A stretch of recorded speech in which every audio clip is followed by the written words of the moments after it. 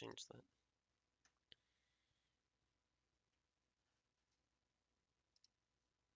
Hello. I'm gonna try to change some settings real quick. For this.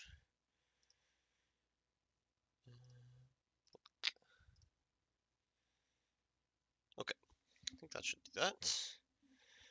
Closing that. I'm gonna share this with people now.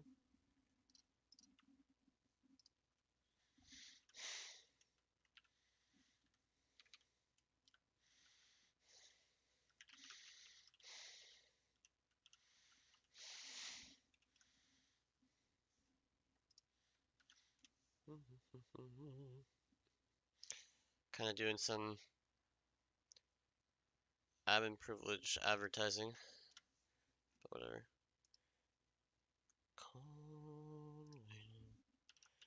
Watching round 1 replays. Gotta get the word out there. There's a self-promotion. Okie dokie. So I haven't actually picked the replays yet. I figured while people are joining the stream, I'll do that. So let's go here. We got round 1. I'll just pick a few good games from each group, like maybe 2 or 3. There's 6 groups, so I don't want to be here all night, but I got a couple hours on my hands, so let's see. Group 1. Basically, I'll take either matchups that I think seem really good or players that are good, stuff like that. So let's make a Google Docs. Hopefully this isn't. Yeah.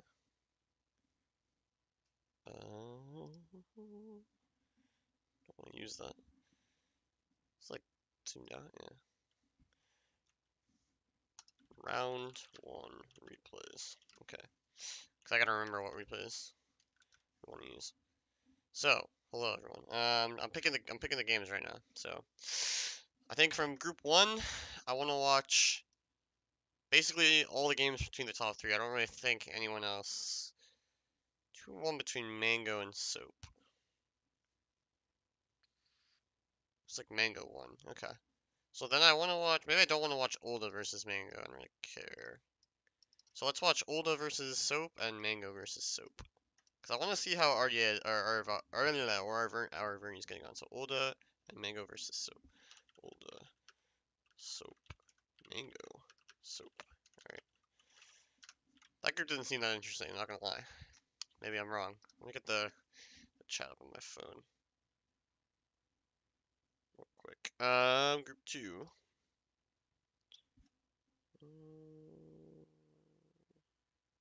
There we go. Okay, now I have the chat here. If you type things, I will see it.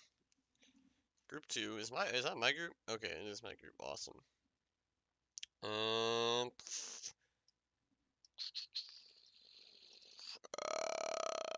not gonna do my own games. I don't really find that very interesting. I don't know. Who won this game between Swabian and Rome? Rome. Whoa. I mean, to be honest, I don't really find any of these games that interesting. Maybe Armenia Iceni? Maybe I'll do that. It's the best game left, so Leezy versus Soul Invictus. Alright, do that. Alright. This is good. Not a lot of replays so far. I don't want to be here that long. Hopefully some of the groups will be more interesting though. Remember, also interesting matchups are good. And a couple people messaged me.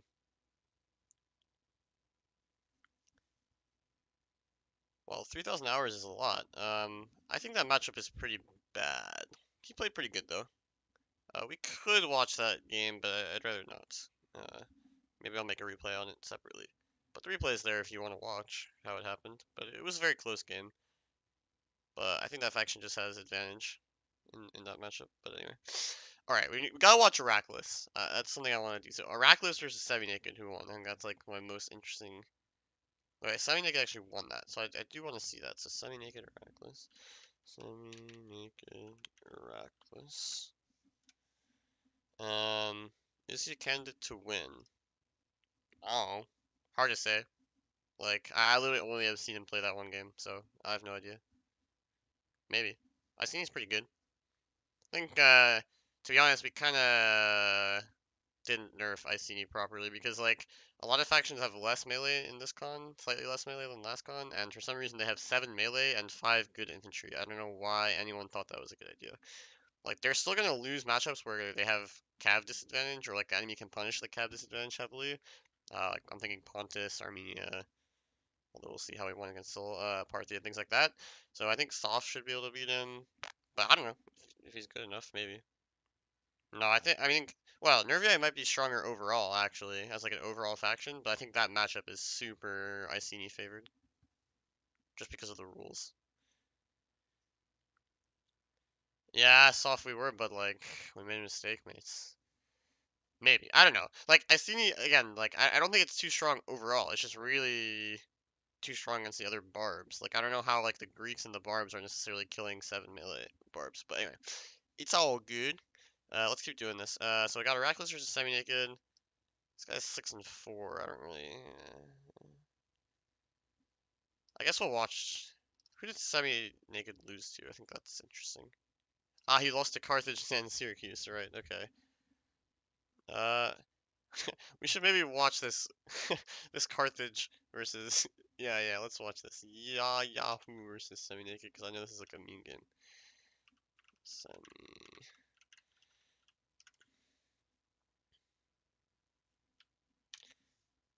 Yeah, I just want to see what Heracles is doing. Because he actually is got really unlucky in the Rome 2 con because he had like Nabateo like 2 cons ago also. Like I think I would kill myself if I got Nabateo twice like that. And he doesn't play that much. But he's doing quite well so far, and Nabateo actually is overall doing very well. So that's a good thing. And then we'll do maybe like who did Athens win against? Anyone interesting? They lost to Massilia, Lusitania, and Carthage. So beat Heracles maybe? Okay, we can watch that too. This guy Heracles. Oh, but you said you watched it versus Athens. It wasn't very good. Okay, never mind. We can add more replays later if they look good, but let's keep moving. Yeah, I am gonna stream the battles after I have to download them. I figured I would do this to get more people to like join in the meantime. If I just start immediately, then people just like miss the first game. So I'll go quickly through this and then I'll start watching them. Yeah, I just have to download them, which will not take long. Okay, Sop said his games are all boring, so I'm not watching that. There's no one you played in this group. You guys are all fucking cowards. Clayton versus Hiker Beck. Did you guys play? Beck? No. Maybe Clayton versus. I don't want to watch any of these games. I just skip this shit. Ain't nobody got time for that. Group 5. Alright. Ah, this is a good one. I have a lot of games from this one I want to watch. I want to watch Group 5. Oh, why are we in bold mode? That's cringe. Dude, I don't know. Yeah, I told Barry he shouldn't have done that, but whatever. It's okay. Spartacus versus Lumiere.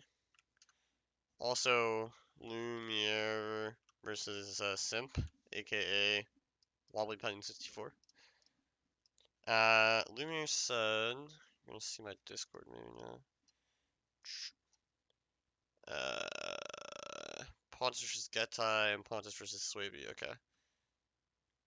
So I have Simp and then Lumiere. Ragnar. Always want to watch some Ragnar content these days. And then maybe Simplified versus Spartacus might be good. Where is this fucking guy? Spartacus is Tillis. Sure, why not? Spartacus. Okay, that's a good number of games. That's 4 games, 1 Ragnar game. I think that's enough for Ragnar games. Oh, it was quite bad. Okay, fine. Fine. Be like that, bro. Ragnar. Okay, we get another Ragnar game then. How about your game versus Ragnar, Simp? Was your game versus Ragnar good?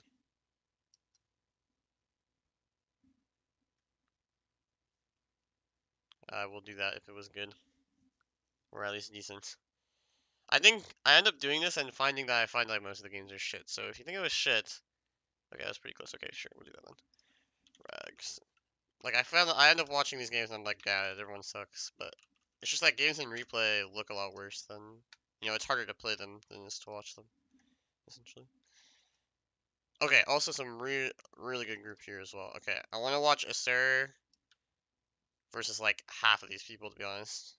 Because I want to see what Nabate is doing. But Acer, Alexander. I know it's not actually this, but it's just easier to say. It's Alexander, but I'm not fucking saying that. Acer versus Sirius. Sirius, Alexander. Do I want to watch any of these other guys? Not really. Yeah, I don't know. I wouldn't do that soft. Like, I mean, sure, like for your own contents, it's good, but I feel like I don't want to watch my games anyway. But if you want to watch Spartacus games, go to his channel. I'm sure he did a good job. This is 1, 2, 3, 4, 5, 6, 7, 8, 9, 10, 11. That's 12 games. That's going to be like an hour at least, so we're going to go with that. Now I got to go download them, which might be easier said than done. 2 replays. So, Ulda, please tell me you fucking posted your games. Oh, fucking hell, this might be tough. Okay, fine. Mango soap.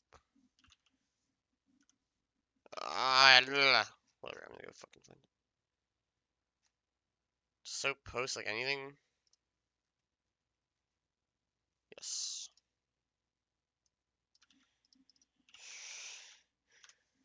Okay. Dude.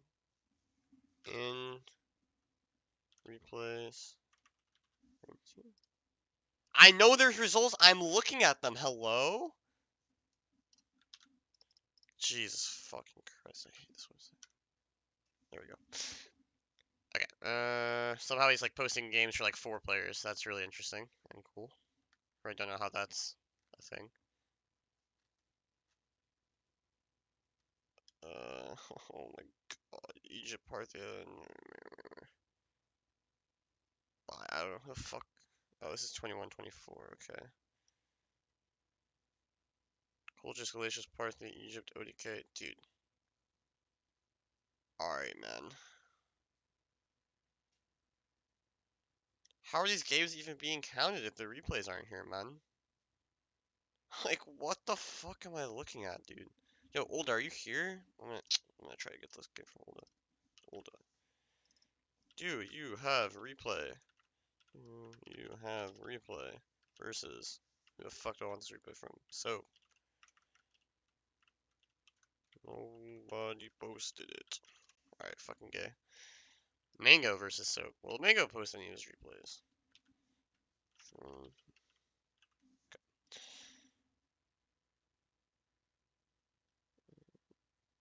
Oh, he's playing like fucking 2 cons. Goat. Ah, thank God, Olda has these a beast. Gee, bro. Alright, this might take a little longer than I thought, because apparently it's fucking impossible to find any replays. Ah, okay, got it. Mango versus Soap, acquired. Lee Z versus Soul. I think they played this pretty recently, so I'm just gonna fucking scan.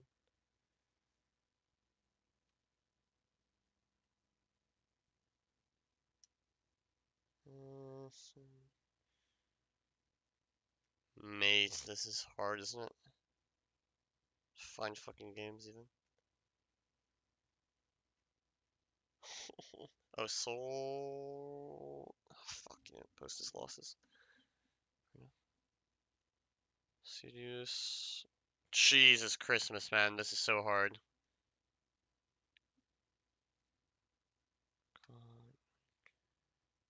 You are. Come on. Okay, I should not have done this ever like this. Shelko versus Swim. What do I want? No, no, no. At least.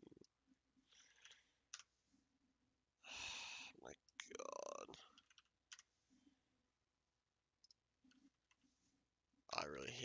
this shit. Nope.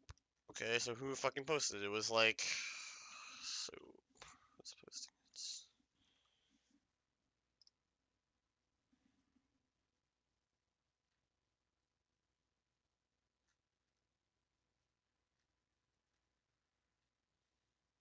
Ah, okay. Armenian King. Dude, like, he doesn't even have this... Oh, okay, I'm missing... Alright, nice, got it. Alright, nice. Semi-naked. Heracles. Here we go. Got it. See, look how easy it is when people actually post their games. Uh, done. This fucking guy. Oh, maybe he has it here anyway. Yes, got it. Nice. Spartacus. Oh, he's got like way more shit though. I think they played this game like the first game of the entire tournament. There we go.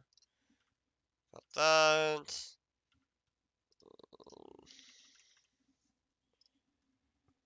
I want him versus Simplified. Okay, fucking wobbly penguin. Oh man. Sim, did you post this maybe?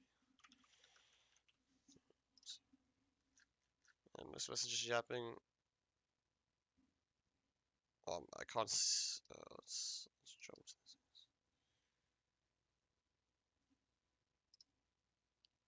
this. There we go. Got that.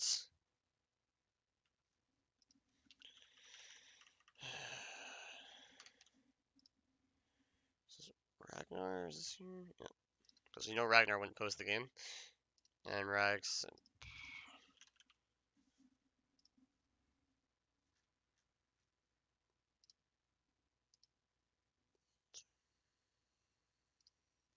Oh my god. Accidentally downloaded this.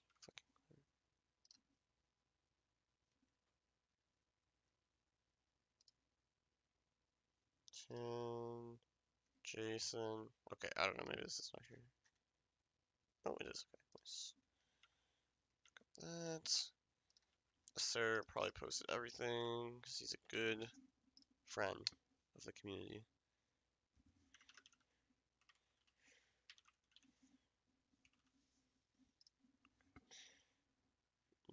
Mm-hmm.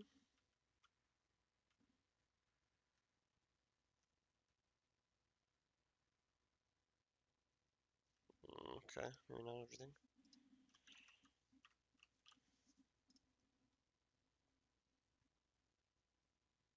Sir.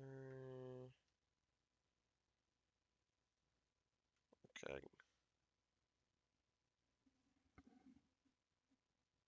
I don't think this. Fuck. Okay, well, I don't know about this last one. No, I got it, Simp. I think you posted it. We're good. Okay, well, this is taking a long time. Oh. Oh, shit. Alright, whatever.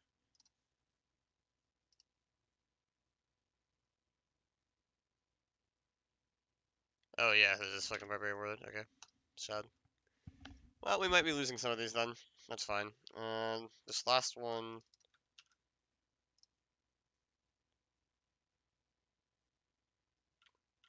Who posted for this guy? I think it was Soap or something.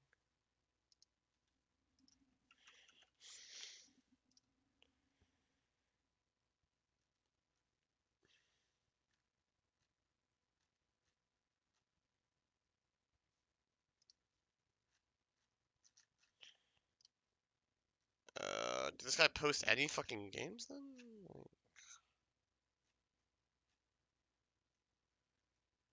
I'll see this soon. I'll just give up. I don't really care.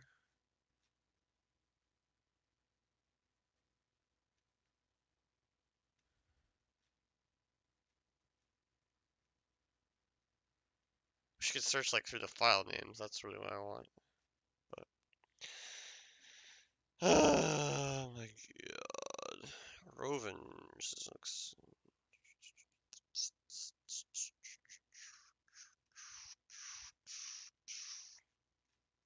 Okay, well, I don't really have time for this. Fucking dumb. He didn't post that game. Okay. I don't know. Like, these replays have to be posted. That's like literally the rule. And yet they're not. Okay, whatever. We have enough games. Let's just do it. There's one game that I meant to not do. This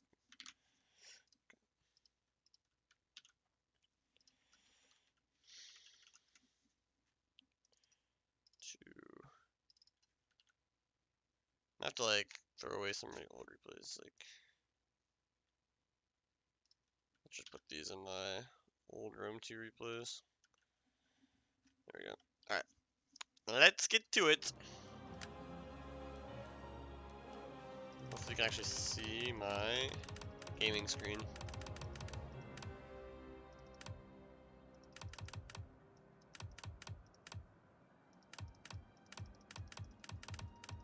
Okay, you can't see my gaming screen. That's awesome. Alright, we're gonna start at the bottom, I guess.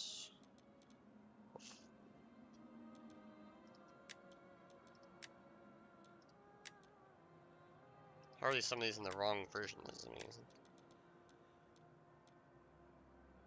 Alright, we're starting with Ulda versus Soap. Let's go. Interesting armies.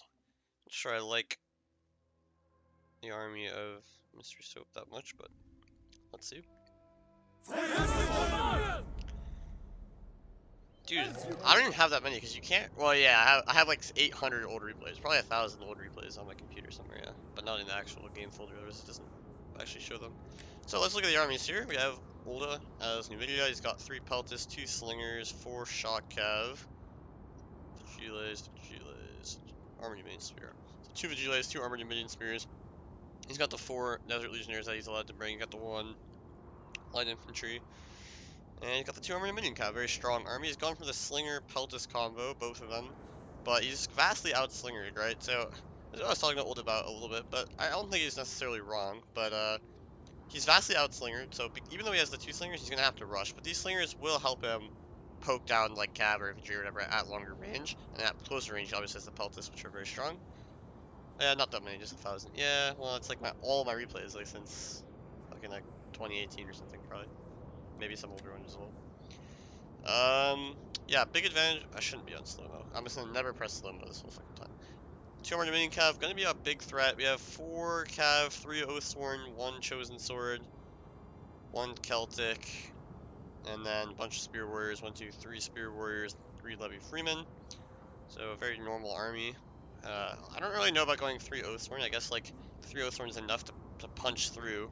But the problem with the 3 Oathsworn is you are gonna be weak in a lot of places. Like these Levy Freemen and Spear Warriors can't give you much. Like I guess you know with these Peltis, like if they can kill 1 Oathsworn, basically the Peltis, it's gonna be all of a sudden very hard to play the game because these Army of Minion Spears can punch through any of the spear forces of Arverni. Plus they have to be defending against the 2 Minion Cav, which can just insta-kill Levy Freeman once the Cav is busy, which they will be for the YOLO exchange.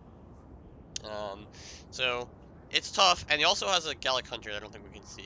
We saw it in the like the start of the game.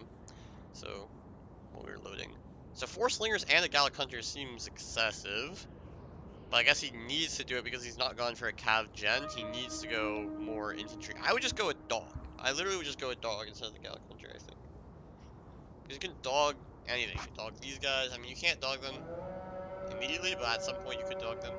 Obviously, they will kill the dogs, but you can use them to like catch, or when they don't have time to sit there and kill the dogs, or you can just dog the Peltis, like dog the general or something. That could be good. But anyway, Ulda is gonna rush here. He's gonna go close with his Cav. His Cav are gonna get shot to shit here, and Soap's gonna try to run away. Here's the Gallic Hunters. We're gonna get nice shots. We'll try to dodge a little bit. Managing to do so, mostly. But we'll take some HP damage. So here's just gonna go for it on the flank. Here, no Pila as well, which is really bad because he got a little bit of a weird angle. Doesn't even get a charge here.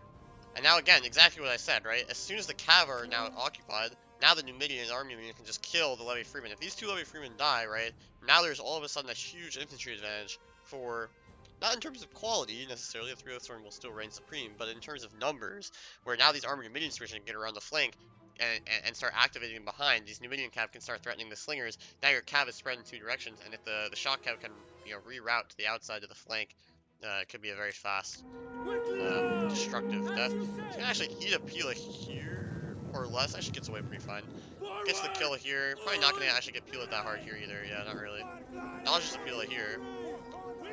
So gets a good engagement here overall. Getting a lot of charges here. Not so great though. But it is causing all sorts of chaos. I'm not sure why I didn't commit with his infantry. So he lost a lot of cav, to be honest. But he is going to kill a lot of infantry. And again, like, because they have 2 armored Dominion cav, right, he has a big cav advantage. If he can kill a few infantry, it's all of a sudden really hard. Sure, there will be heavy horse, but there are 3 peltas on the field. So it's not like Ulda needs these cav to be super healthy. As long as they can get 1 more charge or so, the armored Dominion riders, he can really make a lot of damage with the infantry and the peltas. Here he's going to get into the Celtic Warriors, which have been triple chevron, by the way. And here again, nice charge. This is going to be a great charge. He's going to get into the back of everything. Here, Spear already dead. Larry Freeman already dead. Just microing. These Numidians will probably just kill these heavy horse at some point. Oathorn getting in though, doing a lot of damage. But again, now the flank can just activate and come in. There's not much cav left. Again, these cav aren't super healthy. Big charge up the center. Nothing to stop them here. Big blob is doing nobody any good. And it was a really nice charge from the army rear. Not getting a lot of kills, but getting a lot of HP damage, which can be followed up on. Pelta's going to get out of the flank. Again, this cav can get on the flank. Army Rider's just getting chased to the edge of the map. I'm not sure if Ulda probably just has them on skirmish mode. So it might get caught up here. But these cav are so out of the fight. I should probably give them a melee attack here. They might just win this, like I said. I mean, these guys are definitely going to kill them. As you command. I actually was going to try to run away. But back in the main fight, yeah, the Oathsworn are starting to cook. But he's just got too much to do, right? He's trying. I mean, he should never have ran away like this. He needs to go kill frontally. But again, it's exactly what I said. Once the spears are dead, it's just going to be Oathsworn fighting frontally, and everything else is going to collapse with the number of cav and the peltas and stuff and the spears of Numidia. So very effectively done by Ulda, just going for the chaos. Sure, your Oathsworn can cook for a little bit, but eventually they're going to get shot down by peltas, they're going to get shot down by slingers, and my cav and my spears are going to be in your fucking back lines, just doing all sorts of damage. Army minions still just getting the better of the heavy horse. Like, they just win. They're just so good. As you say. You can run away and you can throw even more javelins. You'll see that here. Oh, and nuke. Running away with Javcav is so effective because they're going to get javelins at close range, and look, they just don't miss. And now the, the heavy horse are just dead. And because they can tank a charge, it's super, super, super good. Oathsworn, sure, getting in, but they're just getting, like, insane sword side. Nice positioning. I'm not sure how intentional this was from Ulda, but you can see how he's on the flank here, where the Oathsworn are fighting this way instead of, like, frontally. They're fighting from the side, and it's exposing their sword side to... well, something you don't want to expose your sword side to, the peltists and also the slingers. These Oathsworn are actually going to get low value because of that. And nice job from Mulder, you can see he's doing the same thing here. It's always on the sword side of the Oathsworns. The Oathsworn is going to get tanked down by the projectiles. He's got the Javcav still alive. He's got the, he's got the peltists, which will double as melee infantry in the late game to go chase down these archers. There is some cav left, but there's nowhere near enough cav because Ulda also has quite a bit of cav left. He has the armored minions and stuff. Again, always getting on the sword. He could flank around this way with the peltists, but that's not good, actually. You have to go all the way around to get rear shots. Here, okay, he actually is dumping these guys to this side. I thought he was going to shoot these Oathsworn, but these Oathsworn are so dead. But he doesn't need to. This is already a winning fight, so I guess he can get dumped at the sword side. It's not terrible. I mean, in the shielded side, it's not terrible.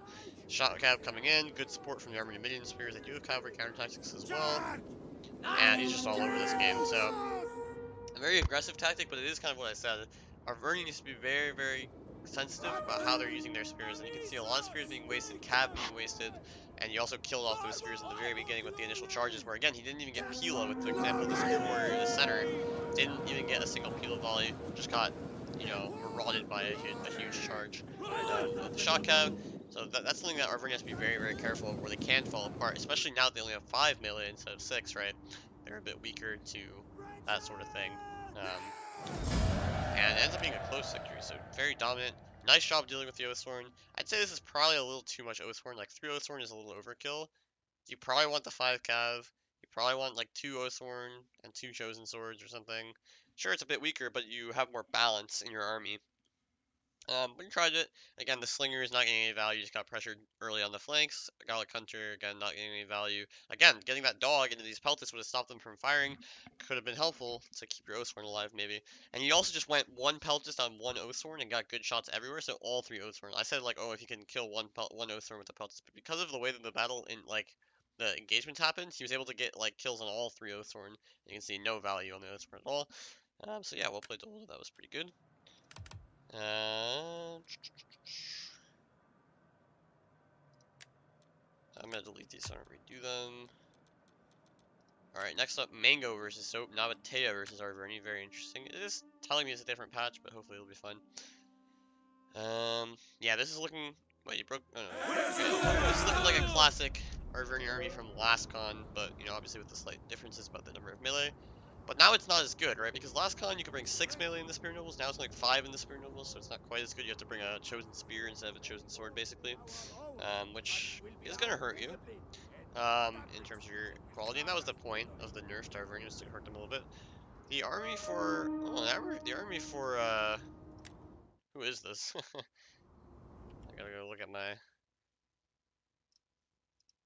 oh, it's Mango, right, yeah. Mango's army is interesting, so he's got Armored Desert, Armored Desert, Armored Desert, 5 Armored Desert Hoplites, god damn! 4 Slingers, 1, 2, 3, 4, 5 Nabatean Noble Cav, 1, 2, 3, 5 Nabatean swords, 1 axe warrior, and yeah, 5 Nabatean noble cav and 4 slingers. So a very just spam heavy army. Now I will say that he actually has a decent matchup here because there's no jab cav for Vernier. Jab cav just fuck up Nabatea really hard because they don't have much counter. Like right now, right, if there were jab cav on the other side, what would he use to stop them? Like sure the slingers at the start, but eventually, right, he doesn't have any cheap spears with javelins. He doesn't have any jab cav of his own, so he'd have to use like swords to screen, which really starts to suck. But now he actually has a very, very plentiful infantry spam with all the hoplites and really good cav, good slingers. Um, so yeah, this doesn't look too bad. Of course, you have to remember the swords are fucking trash.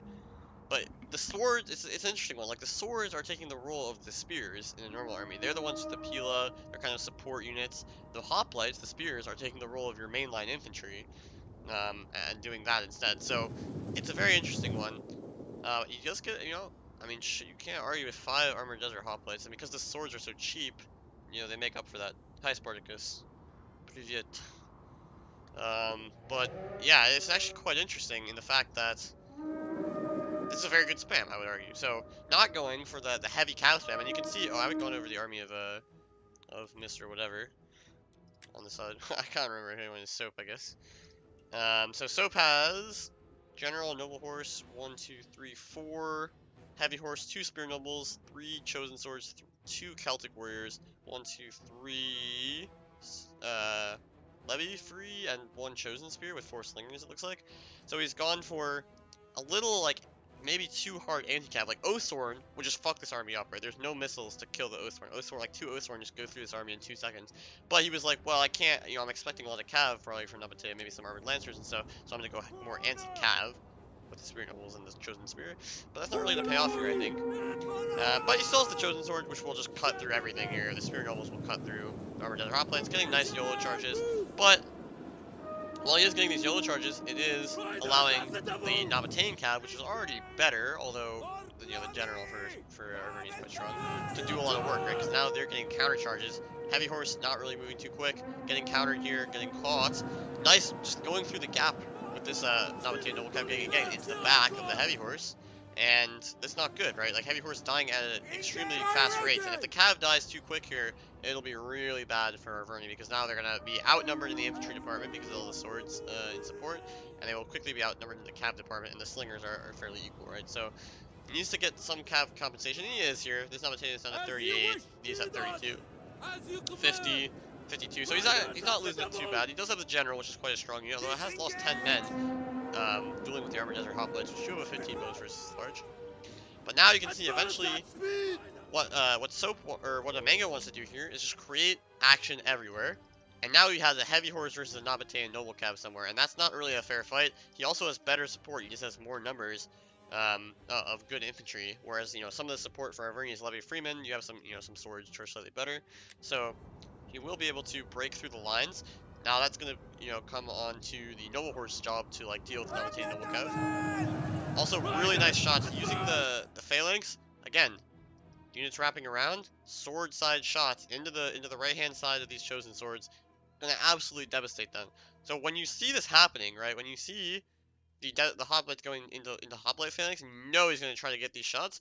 You really have to maneuver your unit. You just come off of the phalanx, back up 2 feet, and peel frontally, and then you want to engage from the left side of your perspective. That way, when they wrap around, they're still showing their shield to the slinger fire. If they wrap around on this side, their own unit is in the way, and you won't get sword sided. But he's very centrally engaged. Now these hoplites will just lose because of this, but they're gonna allow the slingers to do some work, and of course they won't lose. Hopefully too badly. I think these guys did get charged though. Fury's gonna come in with a charge of his own. That's not gonna be too devastating. Probably actually gonna be a lot of friendly fire as well. But you can see the chosen swords are not enjoying this. In long term, they will start to struggle. Some Nabatean units will be going down. Of course, the Nabatean swords have really bad morale. Here, I mean, honestly, I would delay this engagement as much as possible. Like, here, if he wants to go into the back of the Spear Noble that's already destroying a Nabatean sword, I think you just let him recharge the Spear Noble. And if he goes for the sword, then you peel it here hard, and then you countercharge. Taking this as a 1v1 means that this cab is just going to win against this cab. You want to take this fight close to your spear support, I think. Although, if you turn the spears around, then sure, these swords will start to get value. So, it's sort of a lose-lose, and that's exactly what Mango was hoping for, is to like get these engagements on the flanks, where he's guaranteed to win with his better cav. Here there are Levy Freeman support. If I was playing this as Arverni, right, I would want to take this fight only in one part of the battlefield. Take the fight somewhere where you know you can win with your chosen swords, and then back off everywhere else and play defense with support of Levy Freeman or chosen spears or whatever. You don't want to fight everywhere. If you fight everywhere, the cab advantage for Namatei is going to come in, and the spam advantage. If you have the quality advantage, you don't want to fight everywhere. You're going to fight where your quality is most. If you fight everywhere, then you're going to allow the enemy to destroy you where you don't have so much quality, which is often in more places than you actually have quality. Noble Horse running away here. Again, this Levy Freeman breaking is really bad. Nice dump from the slingers. And again, these slingers, for Arverni, haven't been able to fire. They've been under more pressure. There's Cav, inside the lines here. Noble Horse dropping pretty quick. Popped Battle Rhythm here, but you can see Heavy Horse just no match.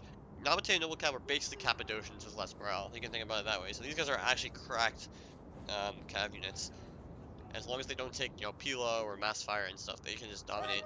And that's exactly what they're doing, dominating the Heavy Horse. They have just stat advantage. We can look at the stat advantage everywhere, even with Battle Rhythm. Maybe we shouldn't do it with Battle Rhythm, is it? Here. So, 50 attack, 42 attack, 25 weapon damage, okay, 27 weapon damage, so slight advantage there. I want to look at AP. AP on the Heavy Horse is 7, it's actually quite nice. And I would say a Noble Cav weapon damage is 5. So, okay, they have much better weapon damage, I'll give you that. But bonus are 10 versus 15, so you instantly get the weapon damage back from the bonus. Charge 38, 39 is pretty much the same. 42 defense, 38 defense, sure. 70 armor, 60 armor, so 10 more armor huge. 90 health for both, same morale. But the much better attack and the 15 bonus versus large are pretty big, and the 10 more armor. So a better unit. Heavy Horse, of course, are a great unit in their own right, but you always take that extra armor. Rear charge is coming in from the Nabatean Noble Cav. On the Chosen Sword, you're going to turn these fights around pretty quick. Spear Nobles, yeah, he says, I don't want to recharge the Spear Noble. That doesn't make any sense. I'm just going to recharge the Chosen Swords. That's when you kill. He's got his Slingers alive, and I mean, he is going to lose his Cav slowly here. So there's some hope for the end game where maybe these Cav can go kill the Slingers. And the Slingers, already are still alive. But the infantry fight is not going super well. It's not going terribly, though. This is still a close game. These Spear Nobles seem pretty healthy on both sides. Yeah, 80 men on each of them. Chosen Swords are winning. There'll be some depleted Nabatean swords and stuff, but those aren't great units because the morale is so bad. Here, okay, this Nabatean Noble's gonna kind of shouldn't be shooting the blob here though. This is kind of a mess. Like, you're just gonna be doing so much friendly fire. Here comes the general. General's very healthy.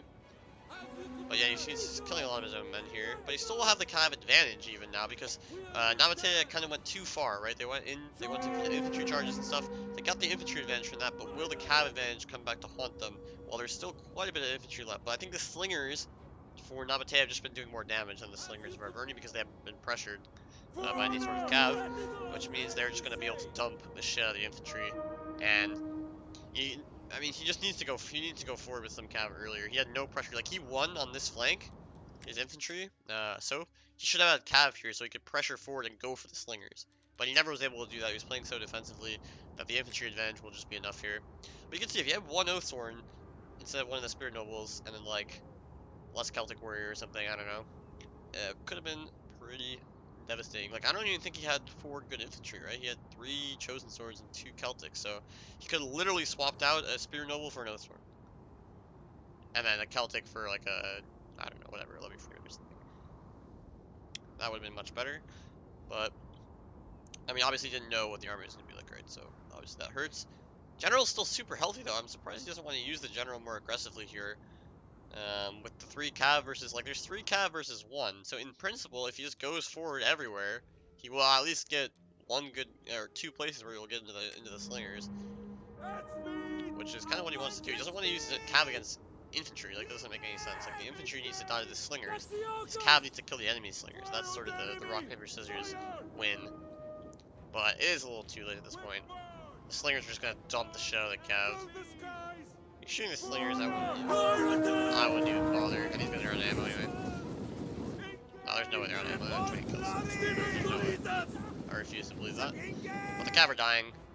The general's still super healthy, 33. I mean, not that healthy. I don't know, he should have gone for it. I just don't understand why he didn't go for it, but I still think he would have lost. Would have been a little closer, though. And the kite will continue, though.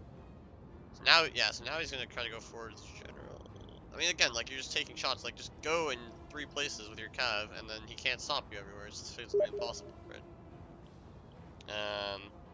Charge coming in.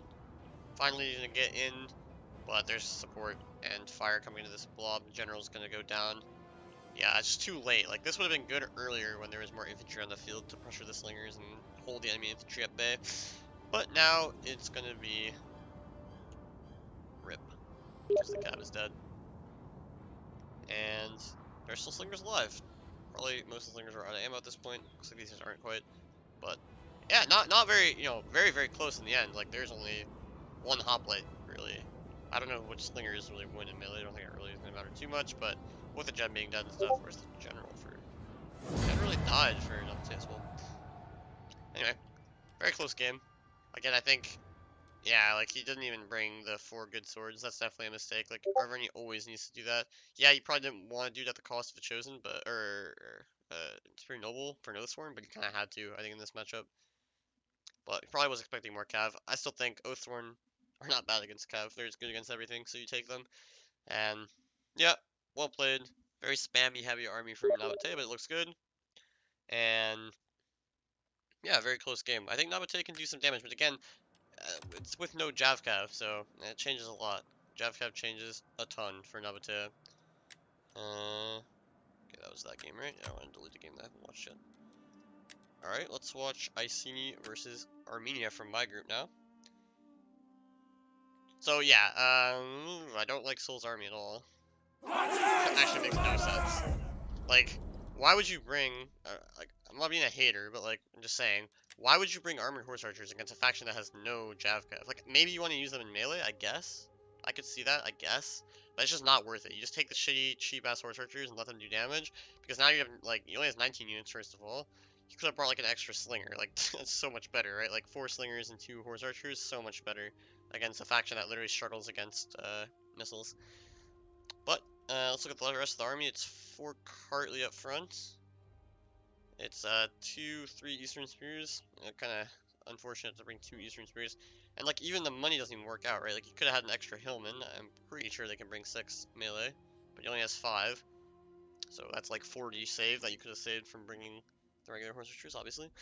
He has 3 Eastern Slingers up front, and Eastern Kata, Persian Cav, Royal Kata, Kappa Cav. Yeah, so no blood Kappa, Cappadocian, Persian Cav, Eastern Cav, Royal Cav. He's literally brought the entire cavalry roster of Armenia for melee Cav and shot Cav. The Fort Cartley, the Hillman. It's just going to be really weak on the infantry front against Iceni. And the horse archers, I think, are going to have to, like, when it's a regular horse archer. Oh, Rome 1? Nah, sorry. Rome 2. But yeah, if it's a regular horse archer, the money difference that one Levy Freeman screening the Horse Archer gets is not that bad, right? Like, yeah, it's a little cheaper. The Horse Archer is a little cheaper than the Levy Freeman, but you can argue that you have to use like 3 Levy Freemen to guard against 2 Horse Archers, so the money kind of works out. But if it's these armored Horse Archers, you are happy to have a Levy Freeman screen against these armored Horse Archers because now these are 600 something, 640 a piece, and the Levy Freeman are 210, so you're saving 400 denarii. Maybe, okay, you have to use 3 Levy Freemen, so okay, it's 600 versus 1200. You're saving half the money screening these Horse Archers, and the Horse Archers are only killing Levy Freeman. Like, that's not good. Of course, they could charge them, but that's always a risky proposition to go in for the charge. Anyway, let's look at the Iceni army. He's gone for Wise army and going cav heavy. He's got 2 Heroic Riders and 5 Vet Riders. So 5, yeah, again, what is Iceni really OP for? A, they can bring 5 same, which is ridiculous for a Barb that has good infantry, and B, they can bring 5 Chosen Swordband.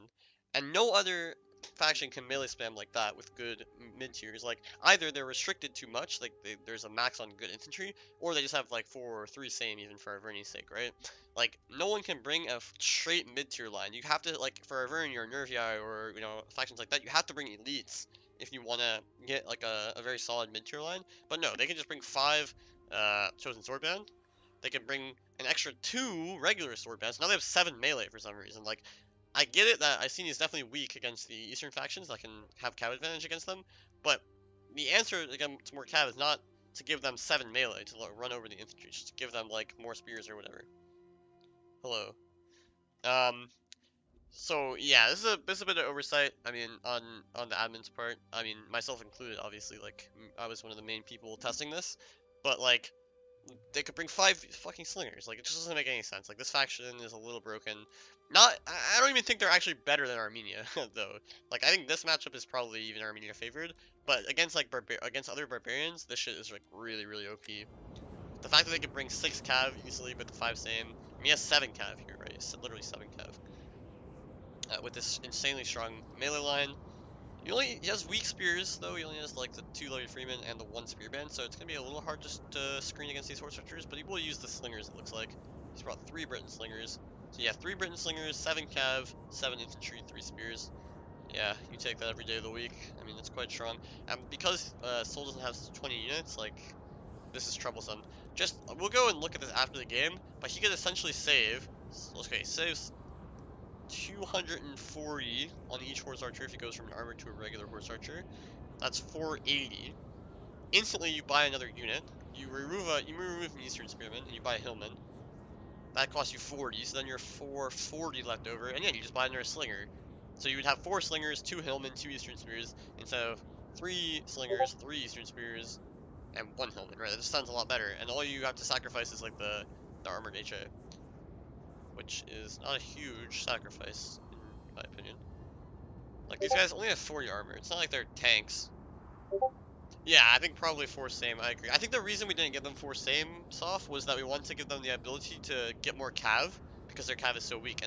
But it could be like the thing where we just say like 4 same infantry or something, and allow them to take, although I don't know why we should necessarily allow them to do this, because like, taking 5 cav, or 6 cav, sorry, by taking 4 vet riders and 2 heroic riders is a perfectly sound solution. But yeah, 5 chosen swordmen in the CoN is absolutely brutal. I think you should be taking that every day of the week, I think. Maybe not in some matchups. Okay, here come the armor researchers. Maybe you go heavy shot here and you just dump the shit out of the 2 Levy Freeman. I think that would be an acceptable solution here, to be honest. Just kill the Levy Freeman, and then now he has to use something else to screen, and he has no spears, and then you just YOLO charge and maybe you win.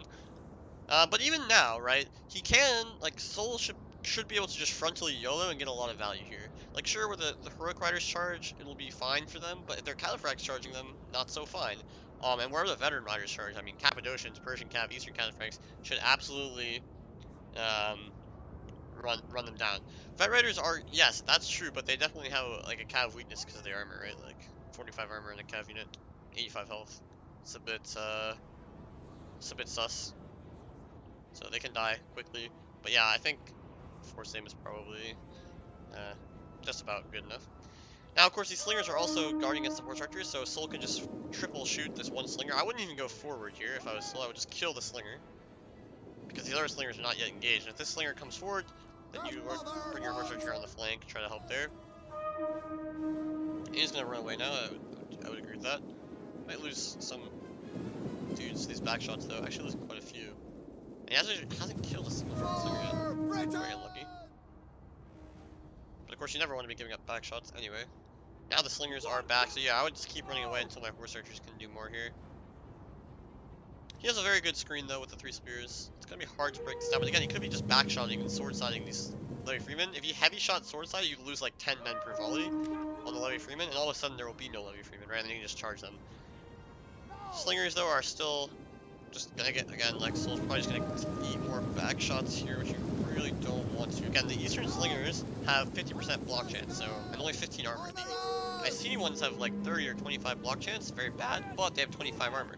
So these guys can take it from the back a little better because they're not wasting their shields, as it were. Whereas these guys have such low armor, that when they take it from the back and they don't have a good shield, like they don't have a shield to block, then they're just gonna, you know, eat shit basically. And that's allowing this slinger fight to be a lot closer than potentially it ought to be. Also, yeah, here you can get sword side shots on infantry. Still 117 on interference, so he doesn't use much ammo. Nice shots here, yeah, very nice, very nice. Right into the side of this chosen sword. That probably did a lot of HP damage. I know it wasn't a lot of shots, but they were sword side.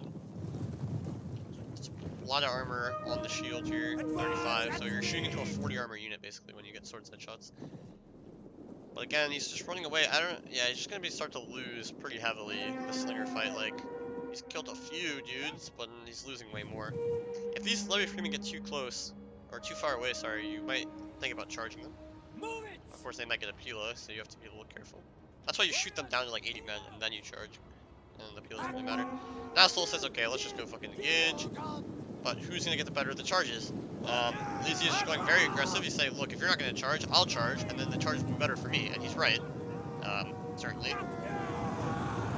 But here's a very nice charge into the general with the counterfract, and a good Pila here as well into the vet riders, which will not appreciate that. But here, the charges are bad. They currently are getting charged.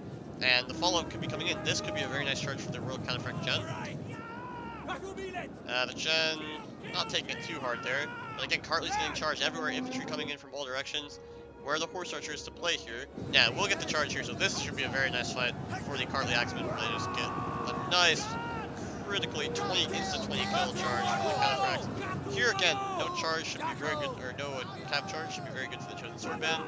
Here, nice charge from the counterfracts, 107, 119, very nice for the Cartley. So you can see wherever the charges came in, it was quite nice on the side of Armenia, but they didn't get in everywhere because Lizzie was just more aggressive and got some early charges in before Armenia could respond. Here, this will be very nice, like free rear charge potential anywhere you want here. A big cav battle here for the Persian cav, which are starting to drop, but the counterfract, the royal counterfract is going to say, I'll help you out here, I'll charge into these vet riders, and he's like, ah shit, get me the fuck out of there. But we'll get a nice charge into this vet rider and just probably like instigate the entire unit. Low armor means they're pretty weak to charges as well. But the noble rider will come in, but there's a Cappadocian in support, this should be totally good. Like pure cav fights are great, now there's an infantry unit coming in though. I think you should pull out and rear charge this unit is what I would do with the royal counterfract, but maybe a little risky. Actually, he's crushing it though, because they got that royal counter charge. Like, look how dominant that fight is. Here, 2 vet riders against the noble blood will take that all day, and they're cooking that fight. Here, free recharge opportunities, slingers are still fine. Where are the horse archers? Horse archers need to activate. I think the horse archers should have killed these Levy Freemen when the cav was charging. I would have been shooting these Levy Freemen down to 80 men, and then when the cav went for the YOLO, I would just snipe both Levy Freemen, and now you'd have no defense. Right now, like, these Levy Freemen are providing a lot of defense against the horse archers, although not much, right? Because the horse archers could be right here on the flank, dumping the shit out of these cav that are not that healthy. Not that healthy at all. So if the horse archers are a little more active here, I think it gets a lot of value. Royal Kata gonna get in here. Disengage from the vet riders and the rogue riders. Cappadocian gonna commit through. Fair enough. If you can get some fire into that blob, it would be good. Killing this unit, Cartley gonna be very healthy here. Dodges the Pila volley. Now again, he just needs to be shooting cav all day. His slingers are alive and healthy. They can dump a lot of infantry in the late game. Cartley, or this is a regular axeman even. Going even, so not terrible, probably because of the charge. Cartley going even. So again, where he got charges, he's doing fine, but he didn't get a charge here. He also just has less infantry, sorry, overall. But this is looking okay. He's got his slingers. Again, he could have had an extra slinger, by the way. Could have just had an extra slinger, which would make this insane. He's got the full ammo horse archers, pretty much, to dump the shit out of these cav. But he is a little overexposed in some places. Nice charge from these Cartley into these chosen swords from the back. So that, oh, I actually didn't get really good at charge. But sword side exposed, this should be a free win if he just dumps this here. Royal Cat is gonna go in. Okay, I like this charge. I like this charge because he's gonna have the infantry support close by if he can make it happen.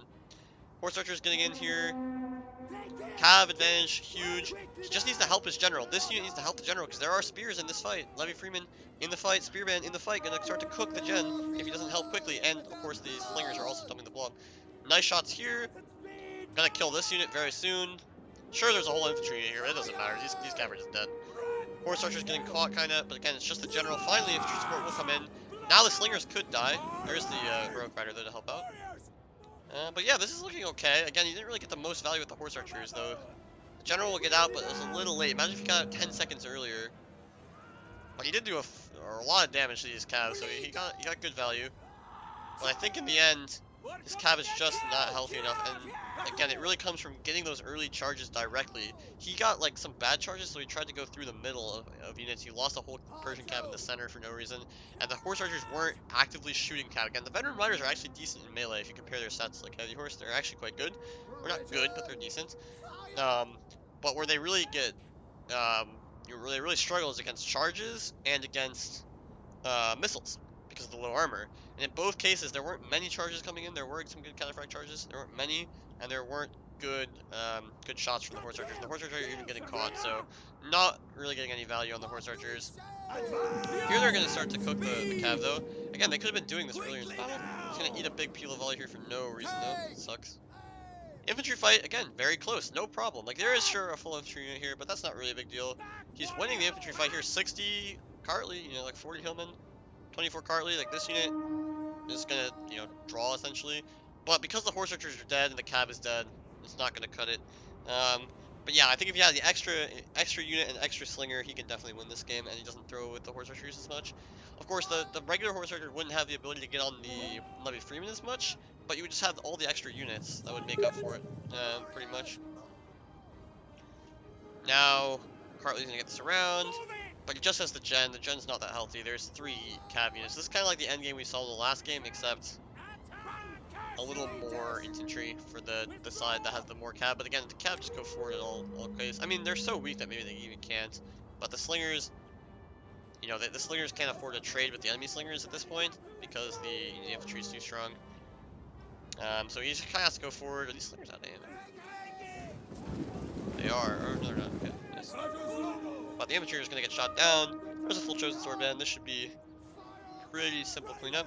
Actually, pretty close battle though. I think if because of how dominant the engagements were when he got the charge, when Slow got the charge, I think if he just YOLO charged a little earlier, he would have been fine in this game, to be honest, and used the horse archers a little better. But yeah, still close. And you can see these vet riders really take a punishment against good cav, but in the end, not quite enough. These guys are like walking for some reason, they just get dumped, they're dead. Armenian general died, and GG. So yeah, pretty close game. Obviously some mistakes from both sides, but pretty well played. But yeah, I think the army choice, whole sus. I'm just gonna I'm gonna quickly, I'll delete that game.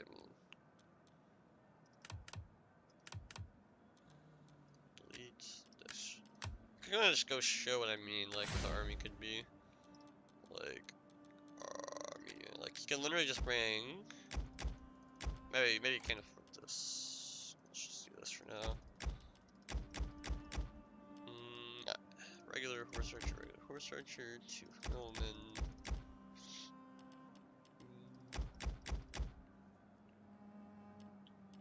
What am I missing, guys? Cav. I think this is the cav horse that he had. Oh, maybe there was an extra axeman in there, which I can still get. Is this allowed 7 melee? Armenia?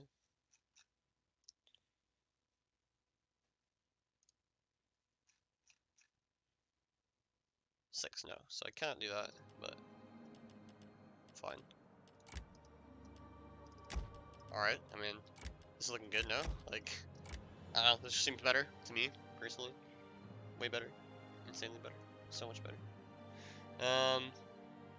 Yeah, I mean, just have to use the horse archers better, but I think this army is just strictly better than whatever we had last game. I would maintain that this army is strictly better. But also, yeah. Yeah, he could have, yeah, killed the slingers. Yeah, I agree with that too. You also let the slingers, like, get too much value, sure, certainly, when he has the cow advantage. Anyway, those are GG. Just wait for these to load. Alright, next up, Semi-Naked versus Heracles. Nabatea versus Massilia. Heracles always brings some funny units, but he seems to have a similar idea, to be honest, to some of the other games that we've seen. Holy long line. Alright, let's look at Semi-Naked as Massilia here. He's got... Okay, he broke the rules. Unless it's like a really old game. No, there's no way I didn't have Massilia, right? This is definitely just a rule break, I guess. I'll have to mention this to a Sarah, unfortunately. Anyway, that will help. 3 turn times is very nice against Nabatea, certainly. 4 Apaeus Lancers, 1, 2, 3 Massilian Cav, 4 Axes, 2 Celtics, 3 Levy Free. So this is just a Cav spam army with a Thurio Spear. And 3 turn times instead of the maximum 2 that are actually allowed. It's a bit unlucky. Anyway, Heracles' army is just like, I will go in a long line and attack. It's a little, little new mode. Got 3 slingers. He's got, for some reason, a desert cav and another desert cav somewhere. Here. And he has 5 swords and an axe. And 5 armored desert hoplites. So very similar to what we saw earlier. Yeah, no, definitely, definitely just a mistake. Okay, I'm flanking, screening. The Jav Cav, again, very annoying to have to screen the Tarantines especially, that can just do so much damage on the mill as well. But because Heracles has so much units on the flanks, and Cav on the flanks, his center is very immobile, so Semi-Naked says I'll just attack one side, but the slingers are going to start to dump the Larry Frame. Of course, there are no slingers on the Massilian side. Tarentine's not doing all that much yet. Slingers actually getting some free shots on Tarentines. And now, okay, the Cav has been driven back by the Tarentine, so they can just get a free yellow charge here. Not the best charge of all time, though, but it will still get another offense. Pila does come in from the flank, killing 4. Nice. Pila here kills 4 of these guys. Lancer is actually getting engaged in a bad fight here, so that's pretty nice for Heracles, but he has to rotate everything over this far, which is going to take a long time. Apaeus will get out. Having lost a few men to these Nabatea nobles. These Nabatea nobles will also, okay, he's in diamond for some reason, will start cooking Massilian Cav as well. But the infantry advantage, well, the infantry advantage is in Nabatea's favor, but locally it's not much so, because a lot of these infantry are out of the fight. Cav are rotating in now though, Larry Freeman have crowded. Gonna pull back here, seeing the support, I guess that's probably the right move. The Massilian Cav are kind of useless in this matchup, I feel like. They can't really do too much. Charge comes in here for a charge on the Nabatean sword, which should break them instantly because of the low morale. And they were losing decisively, so they're gone. And so yeah, the flank is breaking open, but the hoplites are going to start to cook down the Celtics very easily. They haven't lost quite a few men, though. I'm not sure if there's been like some Pila or something. Yeah, the sword side Pila, very strong. Cav now coming in. Trying to use Diamond to avoid the Apaeus charges, I guess. I'm not really sure this actually works that well. Because like, now you're just getting surrounded, and there's high attack involved with the charge. But the next charge will come in here from the Gen, hoplite. So this Cav fight looks pretty decent. But it is like the entire Cav force of Nabatea is engaged here. So they have to win this fight. Hoplites getting in against the Thurio Spear should do well there. Apaeus getting out with the cover of infantry support. Big engagements here. Nabatea nobles should start to cook this though. This Apaeus is going to try to flank around, I'd assume. Massilian Cav getting another charge to the armored desert hoplites have already quite weakened. They did kill off a Celtic warrior though. Now this Cav gets in, actually going to surround. That's nice, good surround on the Lancers, nice counter charge from these Lancers. Gonna kill off this Nabatea noble Cav pretty quick, I assume. But the surround, long term, this should be very nice for these melee Cav against the shot Cav, obviously. And these armored desert hoplites should win this fight as well, so bit discombobulated, but the Tarentines are still the biggest threat. When these Tarentines activate, they should be able to just get in and recharge a lot of stuff. But Yes, they're very far Commander. from the Cav fight itself, which is good. Orders Nice cycle understood. charging here By from the your Epais. command. Lancers. These guys are Understood. stabilizing. General, quite weak, 20 Orders men. understood. Yes, Commander. Nabatea Noble Cav, though, is going to just escape here. Might actually just rout, though, because the game hates Nabatea and their morale is trash.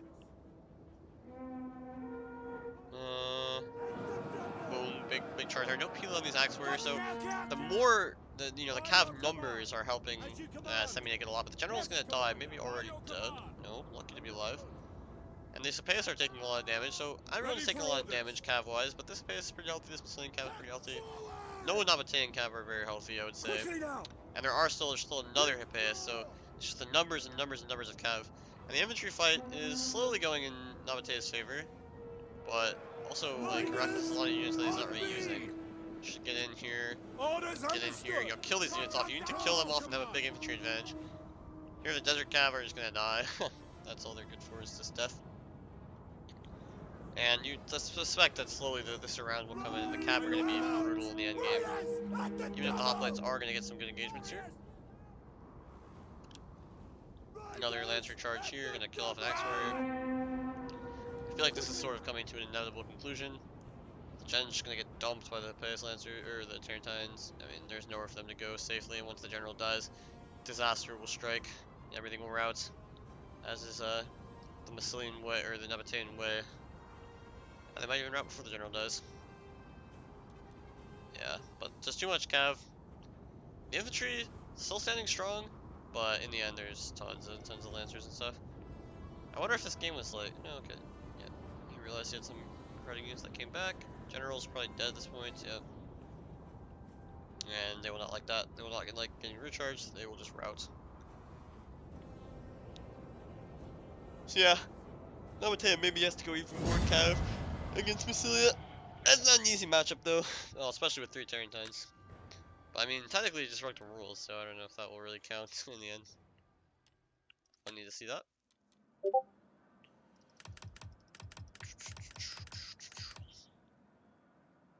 I don't really get the Thuris Cav.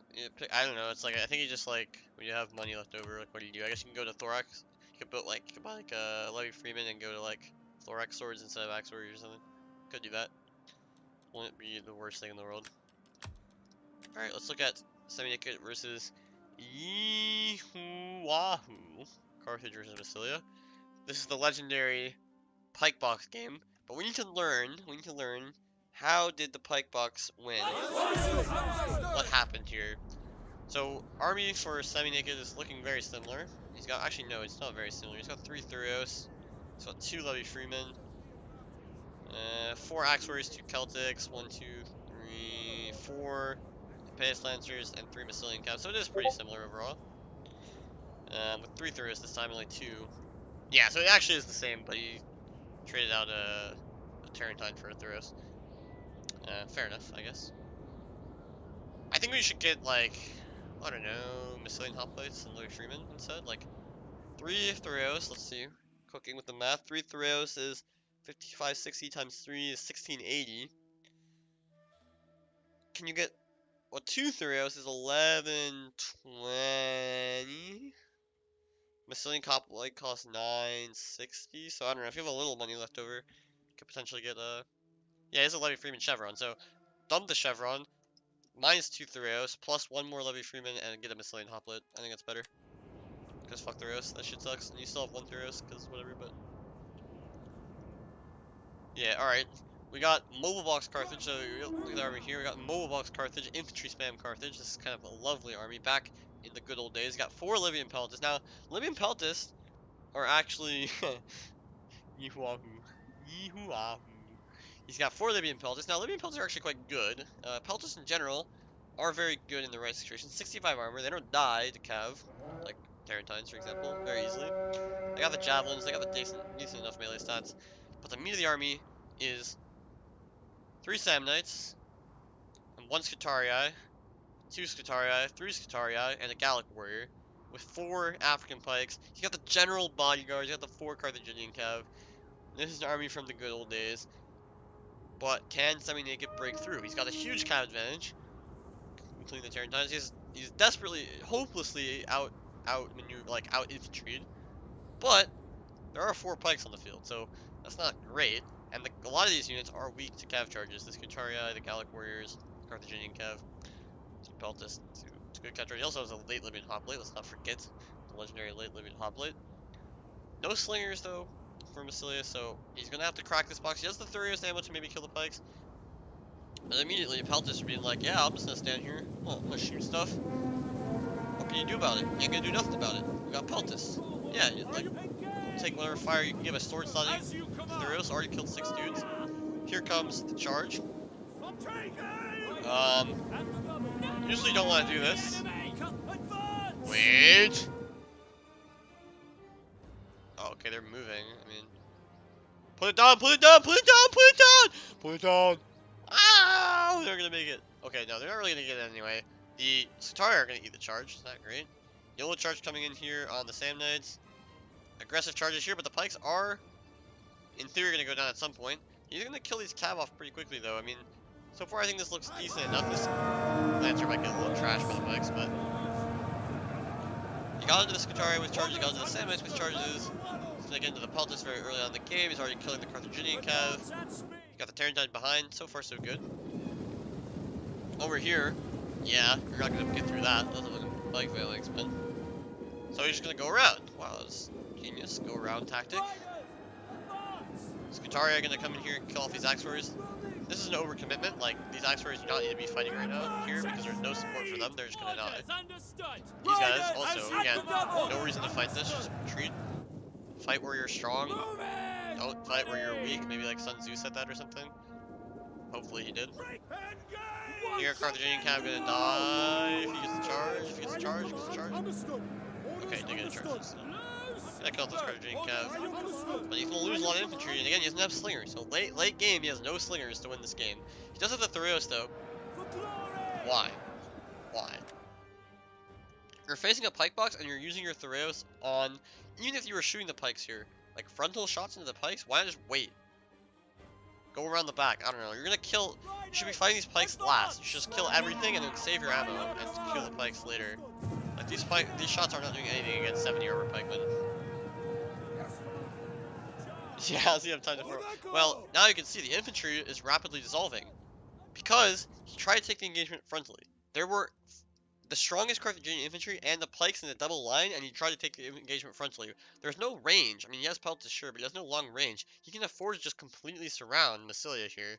And if Massilia tries to run forward, he just run away. And if he runs his cav forward, you just charge the cav with the Lancers.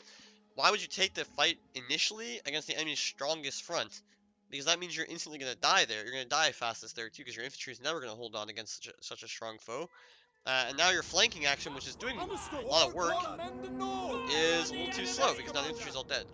Again, this Axe Warrior, I said it, overextended, took a fight against 2 Scutarii when there was no support. Why? Why take that fight, though? We're still, like, mostly sword sliding our own men. Like, only, like, 4 of the unit can, like, half a fourth of the unit can fire. Because the rest of them can't even see anything. You can see they're just waiting there. Some of them are trying to throw it over and missing. Pikemen are absolutely cooking. Lancers getting peeled to shit. I mean, we'll get in here. General says, I want no part of that. I'm just gonna run away. I'm too cowardly. And now the infantry are gonna start cooking the cav. Now, yeah, the cav will do damage, but again, there are the pikes, and you can see now how a box could form maybe here. Oops, like here.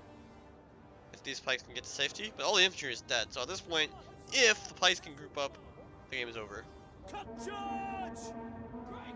But the cav are going to start to get some value. You can see the Thurios are now engaged in melee. They don't want to be in melee. They kind of suck at melee. There's a full Axe Warrior here. A lot of healthy cav. But what can the cav really do? Well, I guess they're going to kill off this Damn Knight. Could get some good charges here. General being a little too passive here. You should at least just charge these Damn Knights. Okay, there we go. Pikes facing the wrong way. Scutarii, they'll start to cook. Pikes getting involved here against these Axe Warriors. 22 kills on the Pikes. 63. 8. The Pikes aren't doing that much, you would argue. Yes, Commander. This one, 64. They're doing something. By your command. Your orders. Well, I mean, I think the army was fine. Like, I think he could have won. At the double. But Advance. yeah, it was definitely a tactical blunder. Pull back. Still By close your though. Like you can command. see the Capkins keep At the charging double. time and time again, and they will start to do the damage because there's nothing to really oppose them. Like Sutara aren't gonna get many kills on Cav with the charge. Quickly now. Ready Double and charging waiting. Apprentice not By your great. command. Gonna take a lot of friendly fire as well from the zone Terrantine. Again, using Terrantine ammo on something that isn't a pike. Quickly now. Interesting.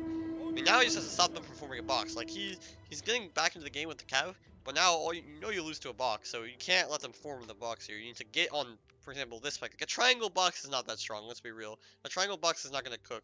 This pike is getting charged. Okay, that's good. Like you can take out one pike, and then you can kill the triangle. You can get into the gaps of the triangle probably. Orders. Two pikes obviously is basically you can't even form a box. That's Your geometry. orders. But three pikes even is not really enough, so as long as he kills one pike, I think he should be fine. But now he says, look, I'm just gonna get Riders. At the double. into a box right now. Forward. He has no cav basically, so Yes, might command. as well. Understood. Box up, boys. Orders. Understood. I'm gonna sacrifice the Yes, remaining speed. Sam Knights and Libyan Peltis to quickly form a box. Look at that! Look at that efficiency. Puts the jet right in the middle, bro. That is legendary. You didn't think that box was gonna form that fast. I swear, you guys were watching. You guys did not expect that box to form so quickly. All of a sudden, quote-unquote impenetrable formation. Look, even just brings the Sam Knights inside the box. It's like, alright, come kill my box, bro. Riders. Everything just runs into the box. This is fucking legendary, man. This is so good. But actually, saving these units is actually a very smart idea. Don't just let them die so that you might lose the army losers. Like, get them inside the box, let them shore up the defenses, like the corners of the box. Orders understood. Riders at the double. Yeah, but I mean, I don't know. Like, you could say that about like a lot of games. You can just run away. But like in the end, you have to finish the battle. That's how it works. If you don't kill the pikes early on, you're asking to get pike boxes. Late game, you don't save ammo for them. You're asking to lose the game. I don't know. It just like is what it is. Now Seminek is like, the fuck do I do against this? Now I would say there's no pikes here. Here's pretty good. Quickly now. This corner's pretty good. Here, Rome 1 players are very experienced at cracking boxes, so we don't actually mind this. So I would attack this corner. Riders at the It's double. peeling the fucking box, but you need to get like 2 feet away and peel the corner. Pack forward. Actually dismount the Massilian Cav, I like that, it's a good idea. But probably you want to use your Cav to just break in. You want diamond formation, your Hippias Lancer, right here, diamond. Charge into this corner, and that will like mess up some of the dudes, and then just attack everywhere. Or attack right behind the Lancer, that's probably how you want to do it. Advance at speed. Yes, so, I mean, geometry is important, guys. Forward. Power of geometry, Archimedes would be very proud, okay? Advance. Yeah, these pikes are not gonna At the cook. double. I guess I make it just concedes or whatever. Lol. Glorious victory for the pikemen. Maybe you should take this if you have pikemen. Just saying. Just saying. Maybe you should take this. I'm not saying it'll work or not, but there's a chance that the enemy just doesn't play it right and then you win. Nice. Oh no, I hit fucking watch again. Ah. Fuck me. Do not want to watch this game again. In fact, I desperately want to delete it. Get the fuck out of here. So yeah, I mean, what can you say? It was a game. It was a game of full time. The pikemen were extremely effective. What am I doing? I clicked the wrong button again. Alright, sorry. Sorry guys. This fucking thing takes this is not a game against Kara. Which I do not want to watch. Look, I'm only clicking save date to spam load them. I'll hail the guy whose name can't be pronounced. Yahoo or whatever. Yeehaw, yeehoo-wahoo, yeehoo-wahoo. Alright, get that shit out of there. Alright, next up we got Lumiere as Pontus, Spartacus as Tillus. Top fighters from group 5, 4, I don't know. It's an interesting matchup. Tillus going 3 noble horse makes a lot of sense here. They get the 4 raiding horse, they're gonna have a huge advantage in that sense against the 2 Scythian horse archers. 3 noble horse, at least enough. He has a terribly weak infantry force, like tribal, Celtic, but does he need a strong infantry force? Probably not. He also has some spear warriors and bloody freemen and 3 slingers.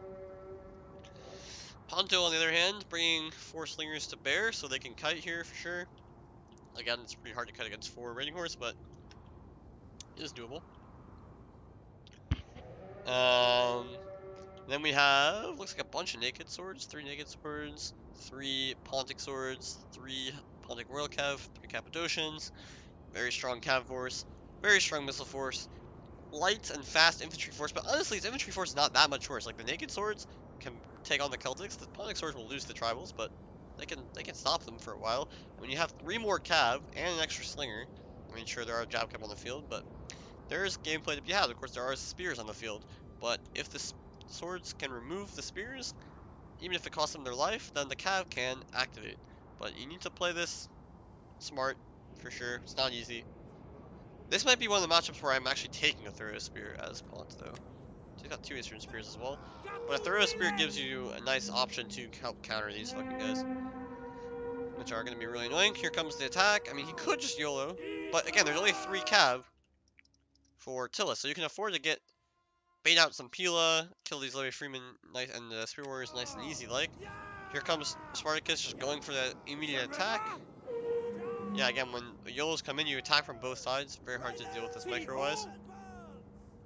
Just didn't actually kill that many though. Didn't stay in melee. Nice charge here, blocking this. Here he might get charged again. There's no reason to not just YOLO here. Okay, he will YOLO, but it's not the best charge you've ever seen. And he's actually gonna eat shit on his Pontic Sword. But he's getting good charges. Gets a nice charge here. Infantry follow-up has to come. Naked Sword getting charged though. That's really unacceptable. This Naked Sword is instantly gonna die. A few of his own men are in the way, which will help him, but still. Big cab charge. A Slinger gets instantly routed as well with the Raiding Horse coming in behind. Nice micro from Spartacus here. Getting close, but not too close. And the overwhelming infantry now will come in. But, you know, Levy Freemen are dying. The Cav Force is still very strong. And again, the Cav Force is dropping very quickly. Here, I mean, especially this one Noble Horse got kind of eaten up. Gonna catch maybe 1 Raiding Horse. Nice. But the Horse Archers are mostly dead at this point. And the Slingers are under heavy duress, getting caught in. Pontic Swords, Celtic should be a good win for the Pontic Swords, but elsewhere not so good with the Tribals. But yeah, I don't think the charges were quite good enough for the side of Pontus here. Like, Pontus needs to go super aggro. Can't let any, um, can't let any Tillus Cav get into your infantry force, certainly not. But Noble Horse will start to drop, and the late game is obviously stronger for Pont than it is for Tillus with the Cav. Here, a lot of kills for these naked swords, although a root charge could come in. There's a full health Pontic sword. If I'm Pontus now, I want to focus my efforts on this side of the battlefield where I think I can win. Maybe get some cav in behind once this noble horse dies, things like that. The general also dropping a lot of men to the raiding horse. I mean, you can't just afford to chase them. Spartacus nicely microing. Has lost 2 raiding horse though, so well, 1.5, 1 2/3.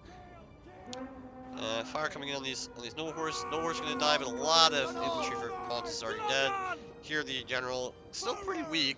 I wouldn't say he's healthy, but so much of the cav has been wasted going backwards instead of going forward, which is allowing the 3 Celtic slingers to actually cook the cav and some of the infantry.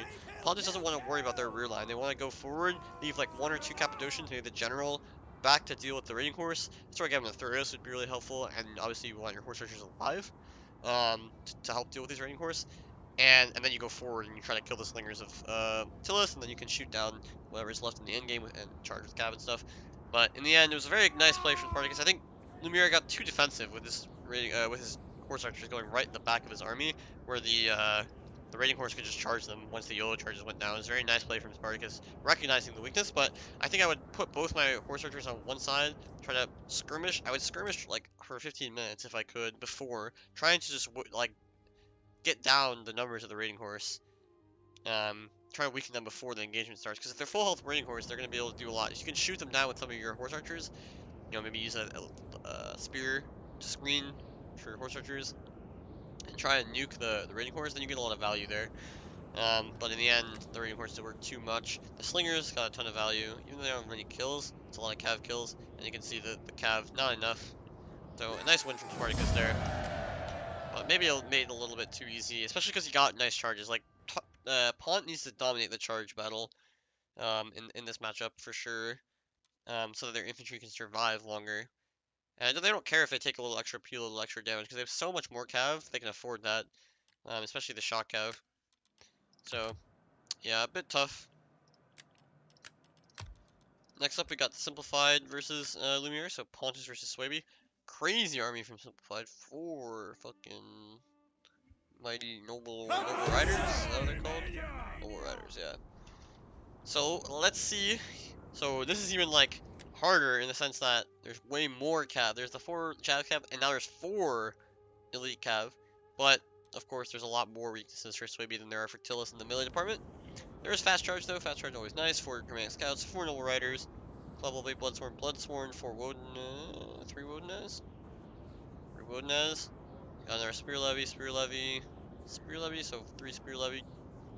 So 3 Wodenaz. He's also got 3 Dramatic Slingers. So relying heavily on the Cav Force, and these guys are only heavy. They're elite Cav, but they're only heavy, and they only have 60 armor. So they are super susceptible to missiles. They obviously have a shield, but that only gets you so far.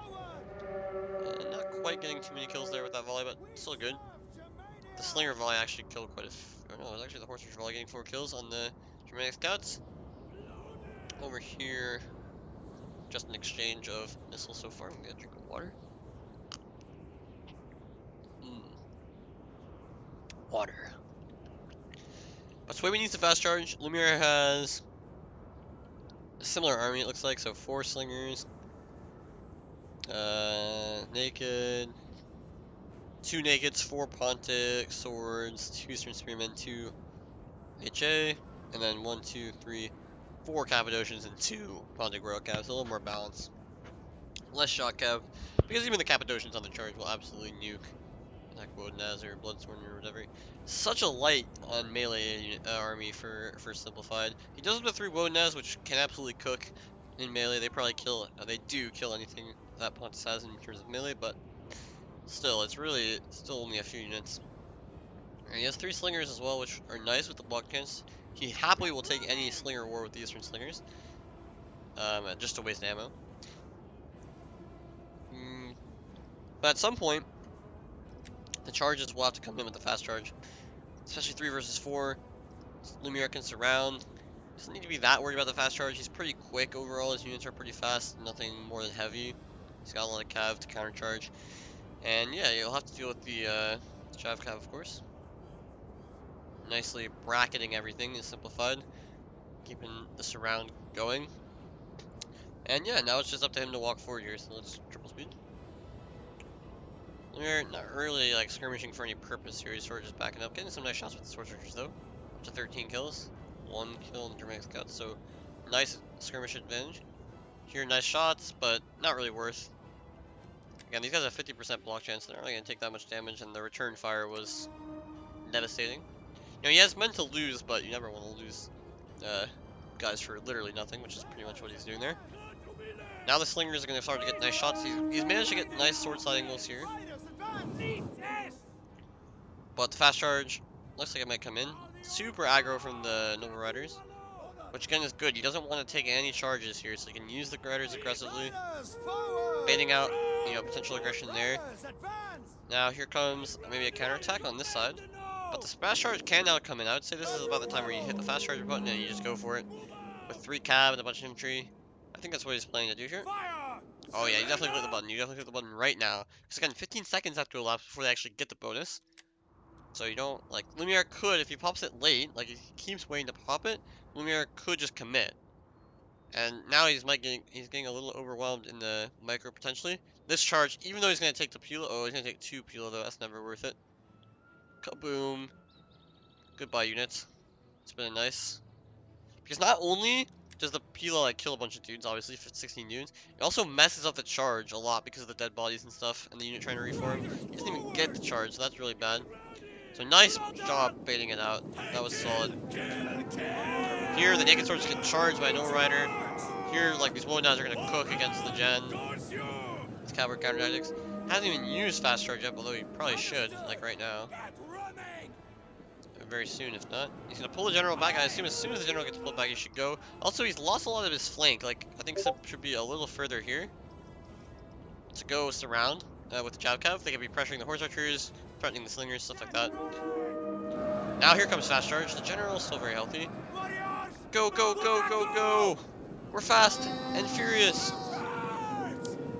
But they're actually fast. I mean, they're fast, but they're not furious yet. They don't actually have the charge bonus for like 10 seconds. Okay, there they go.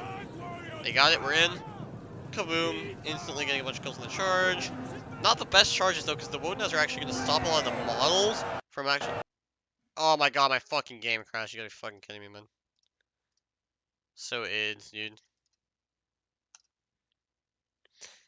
But I'll keep narrating. But basically, the models of the Wodenaz that were already in combat are going to block the models of the Bloodsworn that are charging in from getting kills, because the Bloodsworn that are charging in are not going to be fighting enemy units. They're just going to be waiting behind the massed models of the Wodenaz, which is obviously going to slow you down from getting kills. And you want to get those kills immediately on the charge, because that's when the charge bonus is as big as possible, and that's when you get better attacks. Anyway, we'll be right back to the game. We will either find a way or make one. Very apt quote on my screen. Okay, skip. It's a long game as well, so take a quick break. You know, always good. A little R&R, rest and relaxation. Never hurt anybody. As we skip back to the point that we were at, which I don't remember what exactly it was, but we'll find it.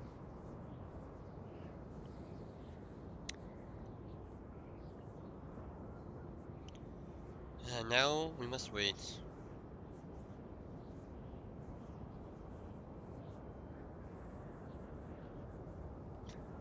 Ba ba ba, running away, run.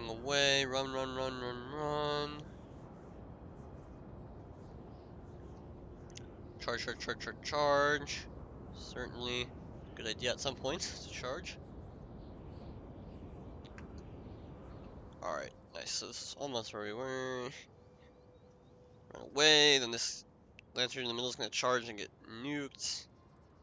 Boom, nuke. Got the charge on that. Got the charge here. Blocks this charge as well. Here comes fast charge. And now we're in. So, like I was saying, here you can see, watch these models. Like, these guys are getting good in game, but a lot of these guys see they're running through their own men. These guys are not getting engagements, right? They're just hitting their own models. So that's why I want to pull out the Wodenaz and cycle charge there. But yeah, Cappadocian's getting nuked by the Jab Cav. So the Jab Cav being in reserve is nice to defend his rear, but he has so much cav that he in theory should be able to defend his rear anyway. And the Jab Cav could be used more aggressively to threaten the enemy slingers. Like, he doesn't care if his own slingers die, he can kill the enemy slingers as well. Thunderous charges coming in everywhere, but the cav is still healthy. The infantry is quickly going to start winning a very blobbed fight, which is very good for fast charge Swavey, obviously, getting a maximum effect from the charges. And this cav is healthy enough to win with the Jab Cav in reserve. Now the Jab Cav can activate, you know, they're screening off this unit. If this unit wants to go forward, they'll have to eat shit from like 2 Jab Cav. Not really great. Eating enemy javelins. And yep, Cappadocian's running away. Trying to get back into the fight. You're trying to get a surround somewhere, right? But it's just too much. The Wodenaz are cooking like 128, 2 chevrons. Bloodsworn, this Wodenaz getting this chevron. Bloodsworn almost a chevron. But yeah, there's just nothing much left. There are a lot of slingers, but slingers are not that good against Swaby. A lot of Swaby's units have the high block chance, right? So slingers are good in the late game against Swaby when you can shoot them sword side and stuff. But early game, maybe against Wodenaz and stuff, they're good, but the infantry just dominated for Swaby here. Just a very good fast charge. Maybe a little late, if anything, but because he got such good Pila, he was screening against the Cav so well. Obviously, he has 4 Cav to help him do that, so it's not super hard to screen against the Cav. But that is the main thing against Swaby. How are you going to deal with the enemy's Cav? And even though you have 4 of your own, like, noble riders, like, they can still die pretty quick. So you have to be careful. And Singsip did a good job. And now you can just slowly get to the slingers. They're not happy. They want to go home. There's 2 dramatic slingers as well to end the game, so it'll still be close. But, you know, there's still dramatic slingers, there's still a lot of good infantry. The general's cav unit is still pretty healthy, and these cav are so weak. And this is an Eastern Spearman, so doesn't help. Yeah, slingers will just dump the shit out of the slinger again. Just any kills they can get, any ammo they can waste is good. And, you know, there's just nothing to do here. A nice box from Simplified will end this. Just waiting for the inevitable charge. He has his own general to counter that. These slingers are even, or okay, they're not out of ammo yet, but they will never ever kill the dramatic slingers. Trying to get a kill on the general, like sure, I could see that where if he kills the general, maybe he can master out everything with the charges. So I respect that. But I think he just ran out of ammo, so no, didn't run out of ammo. I'm gonna try to shoot the gen again. Yeah, if he kills the general. Oh, a general did recently die. Now's the time to go for it. Nice job killing the general there. Trying to make it as close as possible. You can see the morale is bad, but probably not bad enough to lose this. We'll need to be a little closer for that to be possible. But yeah, very close game. Swayme obviously is going to start to struggle immensely later the game goes on, but too many unnecessary Cav losses. Wonaz got too much value against Cav, as shown by the chevrons. Even his own Cav, again, didn't do that much. Again, these guys aren't that strong, but they were enough of a meat shield body block against the Cappadocians and the Pontic Royals that the infantry was able to cook everything, which they did wonderfully. So, well played there to Simplified. Next up, we got Lumiere versus Ragnar. Getai versus Pawn. This is a super interesting matchup. Getai, one of the more interesting factions. I think Ragnar is the only player that I think will do anything with them. And even Ragnar probably will not do that much with them because he's kind of washed. But very interesting game. Faction pairing and stuff. Getai has the Peltis, they have the Horse Archers, you know, elite infantry and axes. It's a fine combination. They also have the Shot Cav Gen. And this unit's a bit underrated, I think. Like, let's look at the stats. You know, it's got bonus versus large, 10 is normal, very heavy shot cav with 60 armor, 100 health, 63 charge, 22 melee defense. The Pontic Royals are just worse, right? Like, less melee defense, same armor health stats, attack, worse, charge bonus 63. Okay, a better charge, I guess, so that helps a little bit, but basically the same unit, right? It's the same as like a Ptolemaic cav, same as like a Gema cav. Actually, not the same as Nagima cav, but same as Ptolemaic or Pontic Royal or whatever. So, very good unit. See, Ragnar's army is 4 axes. He's got 2 heavy spears maybe. Okay. Good anti-cav, I guess, but no Pila, obviously lacking. Got the 3 Thracian Peltis, very nice. Got the 3 Horse Archers, very nice. 3 to 2 advantage there. And he has 4, no, he only has 3 Spear Horse and 1 Noble Horse with 2 Noble Swords and a Heavy Spear, so a 3rd Heavy Spear. So he's going basically for a very defensive strategy. Also has a spear up there, but he inevitably has to rush. But then he has to rush into looks like the same army that we saw last time from Lumiere, where he has 2 Eastern Spearmen, 4 Pontic Swords, 2 Naked Swords, 2 Pontic Royal Cav, 4 Cappadocians, 4 Slingers, and 2 Horse Archers. And, well, the Slingers will have a field day in this matchup, honestly. Should be able to dump the shit out of Axe Warriors, out of the Thracian Peltis, out of the Cav, and just leave these Noble Swords for the end. He brings all the Horse Archers to one side, so it is 3 versus 2, which is nice. But if Ragnar can, you know, Ragnar's gonna have to rush, so he only has 4 cav against 6 to do that. So it's not straightforward how you accomplish this as Getai with these armies. You know, they're gonna run forward now.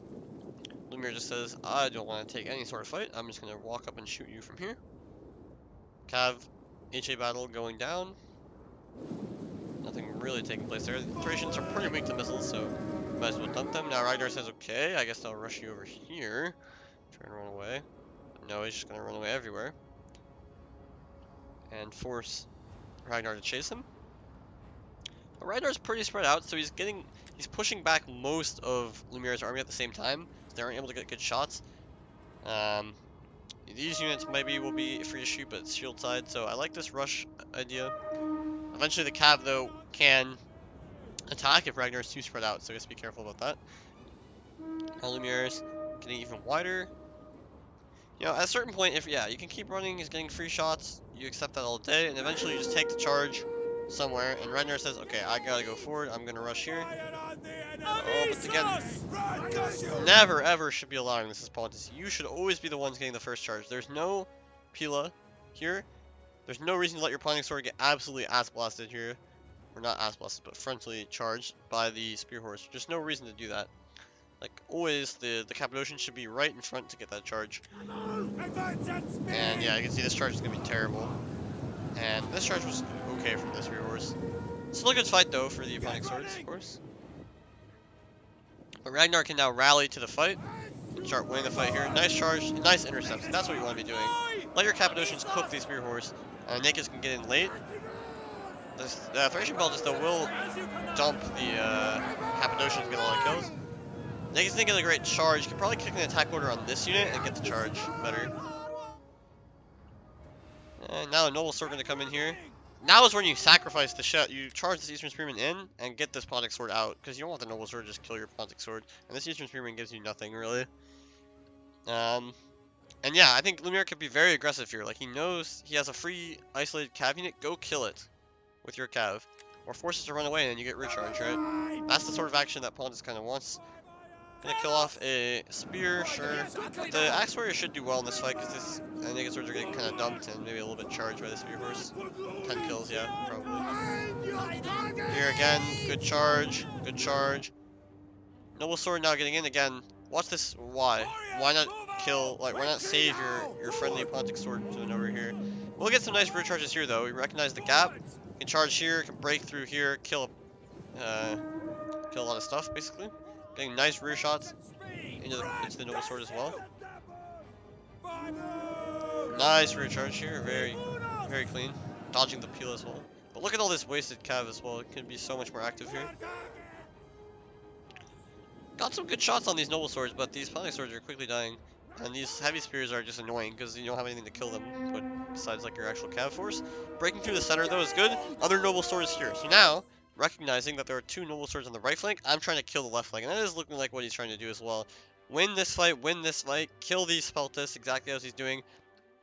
You know, maybe save these slingers, back up here, allow these units to die again. Probably should have saved this Pontic Sword and let the Eastern Spear die. But you can allow your center to like die or even just run away here. These Noble Swords are nowhere near the fight over here. So you can quickly get in here with your superior mobility, your cav advantage, right? And just kill off this. I wouldn't even be wasting my general here. Like, whatever. These Axe Warriors can survive if they want to survive.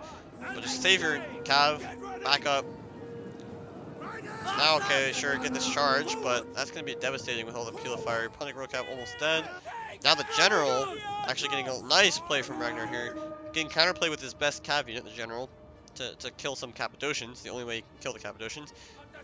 Getting counterplay here, though. Getting good fights on the flank. But here, Axe Warrior is going to kill off a Naked. Noble Sword still cooking. Slingers, you know, General died. But yeah, again, you just took the fights in front of the Slingers, or the Peltis, when you can just avoid. Like, Pontic can just play to avoid. Now the Cappadocians, because of the General dying, just insta-route, and all of a sudden, we're going to have big problems here. Oh, you didn't know the Heavy Spears have the jabs. That's unfortunate, yeah. That is important to know. All of Getai's Spears have no jabs, for whatever reason. But yeah, rear charge is coming in. But yeah, I think still you could have probably just been a little more willing to run away and disengage and win where you have the advantage, and escape where you don't. Save the units that you want to save, get back up, let him over chase. If he's gonna chase you, the Noble Swords will be far away again. You can re-engage while the Noble Swords are not there. Now these Horse Archers are a big threat as well. You do have two Horse Archers on the side of Pontus as well, but they're on different sides. So these Horse Archers are gonna have a lot of play. These Horse Archers are getting good value, no doubt. Shooting the Noble Swords in the cab and stuff. But these Horse Archers are also gonna be able to get some good value in a second here. And the General, again, is just nuking, man. The General is cooking. The General's done a really good job. The General's made the main anti-cav force for Getai in this matchup because the Spear Horse are so much worse than the Kappas. The Noble Horse is the only thing that can kill Cappadocians relatively quickly. The Ragnar using them to great effect there. Also using the Peltis to great effect in killing Cav. But it's still not even close to over because the Slingers are still alive. Getting nice shots everywhere. Killing the General finally, so finally getting in. I think Ragnar's been a little too inactive with his Horse Archers. Like, he should have been at least being able to charge. When the General recently died, you can just charge the Eastern Slingers and they'll just rout because of the morale penalties. But instead they've been super inactive. Maybe being screened, sure, but maybe to take a little more initiative there. But nice job from these Horse Archers, getting the value now, dumping the crap out of the Noble Horse Gen. And yeah, killing them off. At the cost of a Cappadocian, but sure. And now, it is really just these Horse Archers have to save the game, because Noble Swords are going to cook hard, but nothing can cook that hard. And they're also getting dumped in the back. So, recovered in the end, by attacking on that right flank, like I said.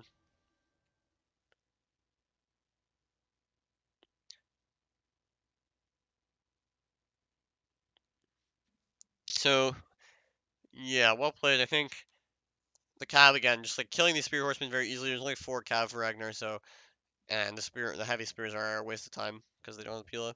So nicely done. It wouldn't be a waste of time if he was playing like a defensive strategy, but against 4 slingers, no way Gata can ever play defensively.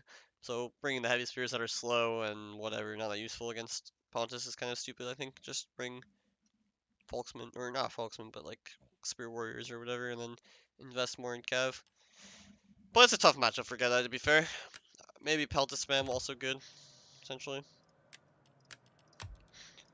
Alright, now we got Rome versus Navatea from Asera's group.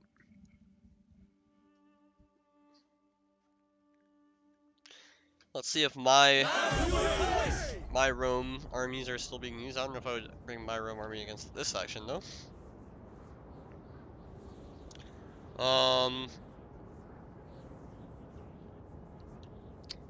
Let's see. So this is Asera. That's Navatea. This is Al Eskander. I'll just call him Al. Let me just call him Al. Hey Al. Alright, we got Al on the other side as Rome. We got fucking Asera on Navatea. And he's got 4 slingers. He's got caravan guard, kind of disgusting unit. Don't want to take those guys. Armor desert, armor desert, armor desert 3, armor desert, axe, axe, axe, axe, 5 axes and a sword. So kind of the same idea. Hoplites supplemented with a bunch of infantry.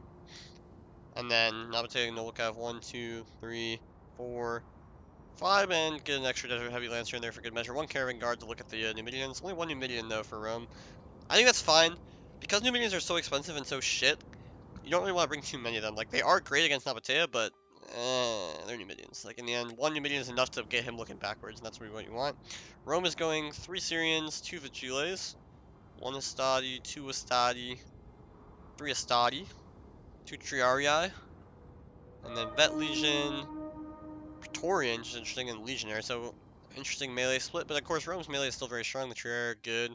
Not sure how they'll fare against Armored Desert Hoplites, though. 30 attack, 30 weapon damage. 31 attack. So worse attack, worse weapon damage. Again, this is the elite spear here. 30 charge, 24 charge, 55 defense, 64 defense. It's not huge. It is better defense. 95 armor, 90 armor, 60 health, 65. So better defensively are the Triarii, but not hugely better. I mean, let's just quickly calculate. These guys have 55 defense, so these guys are hitting at 40, plus 31 is 71, minus 55, basically min hit chance. These guys are hitting with 38 attack, 78, 64. So yeah, both units are hitting at basically minimum hit chance, but the Triarii have better armor and health. These guys have better attack, like weapon damage, more AP. So yeah, I mean it's a close battle, but there are 3 of the armor desert hoplites, only 2 Triarii. The Praetorian obviously is a huge thing. But there's a big cav advantage. There's let's see, 2 Saki Extraordinarii, 2 Equites, and 1 Saki Equite. So cav advantage is massively in Nabatea's favor. Missile advantage, the Syrians are better, but there are 4 slingers to contend with, which is annoying. You got the Numidian, you got the Caravan Guard, both kind of doing their thing.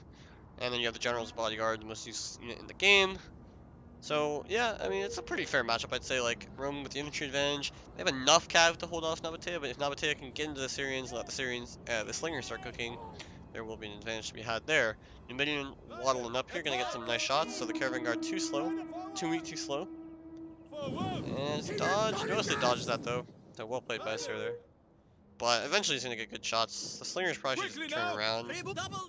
Because now you're gonna get taunted. And this is why Nabatea hates Javka.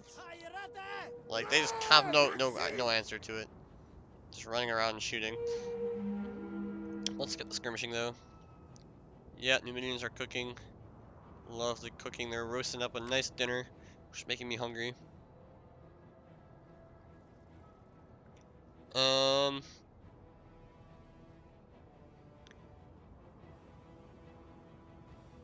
Yeah, still running around. Let's see.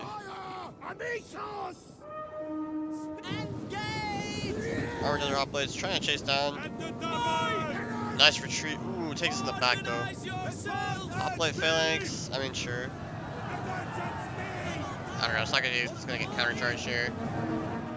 Yeah, they're gonna lose a lot of men to that countercharge probably, but the Praetorians are gonna get in. The Praetorians are gonna cook, man. Not a unit you see very often, but very good, obviously. Low sword level unit. Nice charges here from Mister getting in. We get countercharged by the Extraordinary though, which will hurt. Yeah, down 15 men because of the peel on the charge and the Syrians. So nice focus fire from Rome.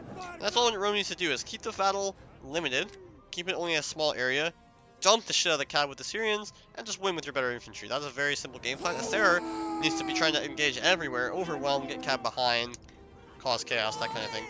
Numidians charge in, but they're not gonna do any. Oh, they're not really gonna rout slingers. They might rout them, but they're not gonna rout them in any significant way. Numidians getting caught, losing a lot of men unnecessarily there. Probably they didn't really kill any of the Syrians there. But the general is extremely weak for Nabatea. It's always risky. This fight looking extremely good. That legionaries and Stadi all gonna cook infantry. Acer not really getting into multiple engagements at once. He's getting okay charges, but he's just gonna lose cab for that. Rome is just sitting pretty here, saying we will just wait all day for an engagement. The better cav here, the Extraordinary, can now kill off the Nabatean Noble cav, forcing hoplites to support, which means that the hoplites aren't engaging infantry, which means that the cav advantage isn't being realized, basically. Hoplites deep in enemy territory here, getting into the Terraria. As you say. The shooting stock are dying, though. The slingers shooting down the cav, makes sense. Here, actually, the stock extraordinary are running away, but gonna lose a lot of men to that, but probably the second charge here will kill off this Nabatean Noble cav, so that's in the end worth it. And yeah, Nabatea Noble again, a lot of cav for Nabatea. So if they can break into the Syrians, but look how far back Al is putting his Syrians, right? He's putting them all the way back, just saying, I don't need to shoot infantry, I just need to shoot your cav. Your cav has to come for my slingers, or my archers, or has to go for rear charges and infantry. Either way, my slingers are well positioned, or my archers are well positioned to kill your cav. I don't need to rush anything here. Just play it slow and steady. But there are a lot of numbers on the field for Nabatea, so eventually they can slowly start breaking through. Let's look at the Praetorians. 103 men, 100 kills, very nice. But now the cav is starting to slowly, die. But there we go, that's why we have Syrians, for just to nuke the Lancers. They got a good charge there, though. Here the Psychic Church are doubling up. They're killing off this cav, but not as fast as I thought they would, to be honest, and the hoplites are now engaged. And now Nabatea's infantry numbers are coming into play, but their initial engagements are losing so fast that the numbers aren't really there. Like, sure, these units are on the flank, but these units are about to be free for Rome. And then, they will activate themselves. Numidians seem to be out of ammo at this point, unfortunately, because they could have killed the gen there. And yeah, you can see that the focus fire, just, yeah, you're going to lose an Equite, but you're going to kill a heavy lancer. That's a completely valid trade. A bunch of small units here, on the flanks. You see Legionnaires not really doing that well. They're getting charged all the time. But now the shots will come in on the Nabatean Noble cav. The Syrians saying, okay, next unit up, next unit to kill. Again, Slinger's not really giving a shit about Numidians. There's still quite a bit of healthy cav for Rome in another form of another Equite. Gets the charge in, bunch of kills on the Equites and the Pila there, which can nicely allow this unit to win faster, but there's still a lot of cav. There are still some good amount of Nabatean cav, but the infantry, like the surrounding action took too long. Aliskander just went backwards when the Syrians protected them very usefully. And said, look, you're going to have to come all the way into my backlines if you want to kill anything. And these hoplites trying to flank are so slow that it wasn't really able to happen. You can see on this flank he actually got good value, but even there the Legionnaires are just too good. Caravan Guard trading with the Stadi. Vigilators just buying time. And Praetorians and shit wrecking house. Where is the Praetorian? Praetorian, where are you? Oh, here, it's just in the back lines. Oh, look at this unit, bro. This shit is so cool. What an awesome unit. Too bad it's not that good. And now they're gonna get them in the back of the switch. Not actually historically very apt fighters, Praetorians. And yeah, the cav is just dwindling. The Syrians did too much, so. Well played. This battle will go on for a while. The Slingers, of course, are still alive. The Syrians might be running low on ammo. That might be one saving grace, but I don't think so. They don't have that many kills. And you can see the Slingers are pulling it back, but yeah. Sarah just needs to be able to get into the rear lines and kill the cav, and he wasn't able to do that fast enough. Get into the rear lines with a few extra units, some infantry support, kill the cav, and then the Syrians are dead meat, and then you just skirmish for the win with the Slingers. Still gonna end up being very close. Like, if the Syrians ran out of ammo, right? Like, you can see how this would be playable. But in the end, just too much remaining. And the Syrians are not out of ammo. In fact, they still have ammo. There goes the general. There goes the game. Got armored hoplite fighting to the death here with a Triarii.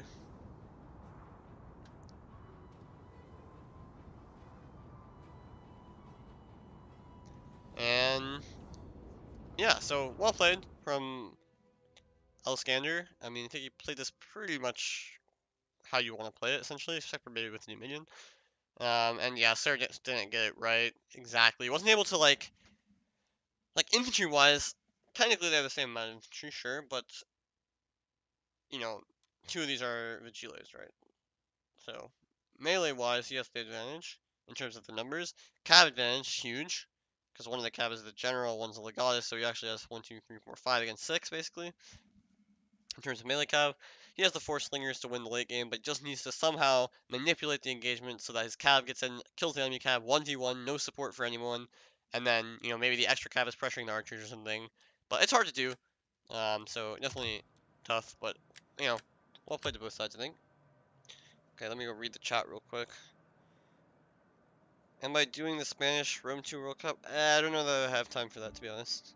Some stuff going on. Uh, Pontus is strong, but it's also hard to play most of the matches. Men's Formers Cup, yeah, Formers Cup are strong, but I think you need to just be a little more active with the horse archers against those factions. Skirmish for longer, try to get kills on those guys. Use the rail spears and stuff to support. Those factions have bad cav, right? So you can afford to really spread out and punish like the fact that the enemy faction has low numbers of cav. But 3 or 4 elite cav is good, I guess, but that is expensive as well.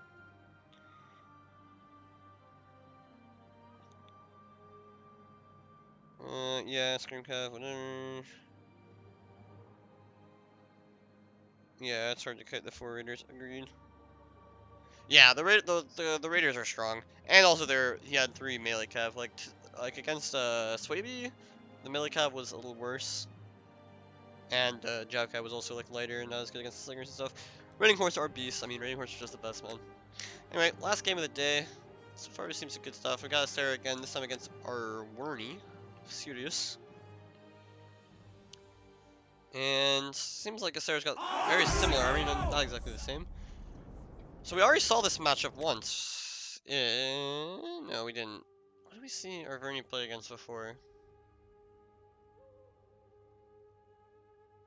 was like the first game. I go to this thing and look. Ah, against.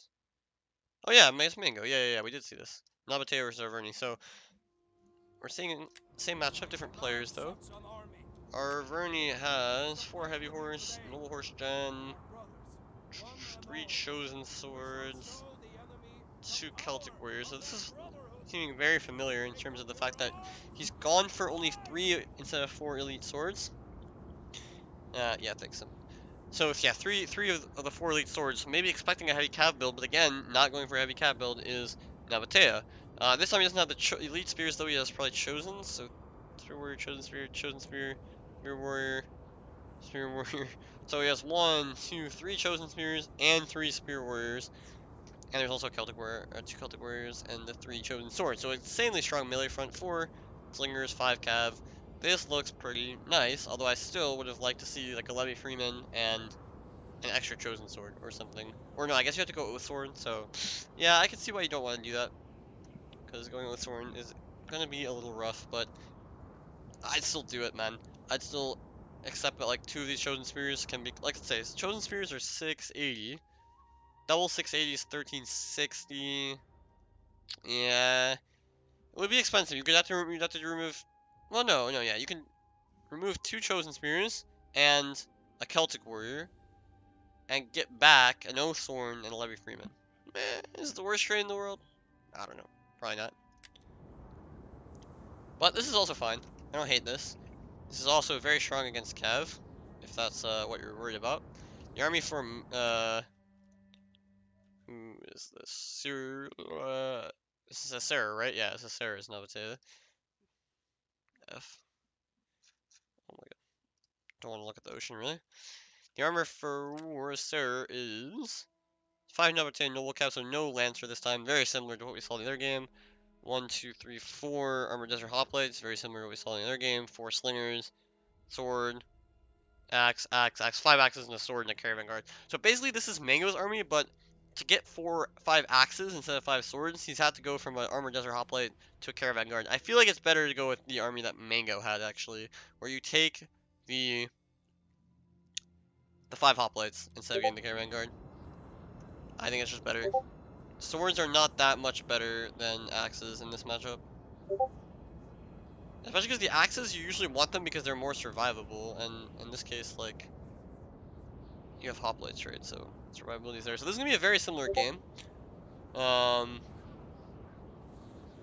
in terms of like what matters is that infantry spam advantage is here. Cav is worse, but there's the gen. And then there are, like the superior quality in terms of the chosen swords and all these spears. But can these spears match up against even like the axe wearers? I'm not really sure if they can. So let's see. Nice shots here on the heavy horse early from Astaire. Full rush to the right side from Sirius. Charge! And Astair's running away, but he shouldn't allow a charge here. She will, unfortunately. Okay, no, he's gonna bail. Not sure why I didn't take that, but whatever. Kill, kill, Misses the field volley there, but nice. Again, this is a good engagement, right? Like, these Nabatean Noble Cav are gonna win. Now, there will be spirit support, but there's also sword support, so all good. The slingers are also getting more shots for... Oh, nice charge here. Brilliant charge. Half the units were running away. I mean, quality charge, no pila taken. That's what we want to see. Now the infantry will get involved, and the cav will just disengage. And again, that went really nice for Astaire, who dominated that cav fight, as we'd expect them to. This unit just started in phalanx, so you didn't have to worry about getting a YOLO charge, but he will take a face full of Pula and start losing this fight to the Chosen's pretty hard. But okay, he can afford that. Again, he has more units everywhere. Here, the Spear Warrior, not a Chosen Spirit, overextending here, just gonna get rear charge. No Pila. Again, Astaire just finding little pockets to take advantage. Nabatean Swords crushing the Spear Warrior, obviously, as we'd expect. What you want to do against these hoplite phalanx is just like, Pila run away, Pila run away, Pila run away, Pila run away. There's cycle to Pila, 6 Pila volleys, this unit is dead. You've taken no losses, right? But that's all time consuming and micro consuming, so there are reasons why that doesn't happen. Sirius trying to get around the flank, but Astaire can just refuse this now. I mean, he will get rear charged here, but this Nabatean Sword is winning so heavily that they're not going to rout, because they have the unit winning status, and now this unit will get surrounded, this heavy horse will get surrounded, and more support is on the way. Slinger Fire is very nice here, jumping the heavy horse. Counter Slinger Fire, dumping the Nabatean Noble Cav, so that's good for both sides, kind of. So this Cav gonna get in, but decides against it, which is not good, because now he just takes... He should have just committed. Like, if you're gonna commit for that, you gotta commit, because now you're just taking 2 volleys and 3 volleys of Pila for nothing. Yeah, it gets a good charge into the Caravan Guard, but who the fuck cares about the Caravan Guard? Chosen Sword now getting into this fight, but it's a little late. I mean, these Nabatean Nobles and these Heavy Horse will both die, but there's a, now there's an Armored Desert Hoplite full strength in this fight, and the General is now the most extended cav unit, so you can do something. And also, the General for Sirius is inactive, right? And again, this is the only unit that can effectively kill the Nabatean Noble Cav. Obviously, Pila, Missile Fire, and stuff will do the trick, but he wants to be active as a General because he can hunt the Nabatean Noble Cav with the Noble Horse and get good kills on. Obviously, you don't want to take Pila and stuff on your gen, but in the isolated fights on the flanks and stuff, you should be using your General here, like what's happening in the Mango Soap game, kind of like what we saw with Ragnar too, using the best cav unit to hunt down the weaker cav units that are stronger than the rest of your cav force. Heavy horse have no match for the Nabatean nobles. The noble horse has to do the killing the Nabatean nobles. That's their job. But Astaire is going for more charges than Sirius is, so he's slowly losing cav. This cav is 50 men. The general is healthy, but the general here is full. This unit's full. Big engagement going down here. Who's going to win 40 versus 52? Easy win. Should not accept this fight if you're on the side of Sirius, because this unit is miles away. There's tons of units that could block you from getting in there. This guy's dead. This guy's dead. This unit now having to run away from being involved in a heavy fight. They're just gonna die unnecessary losses. We'll get some counter shots though on these Nabatean nobles at least. Oh my god, my game crashes again. Are you fucking kidding me, man? Jesus fucking Christ. Impossible challenge. I just want to go. I'm done. I'm done with these replays, but we can't. We have to watch all the way. Discipline. We need discipline. But it's okay. We're gonna be back in this shit. Lickety split.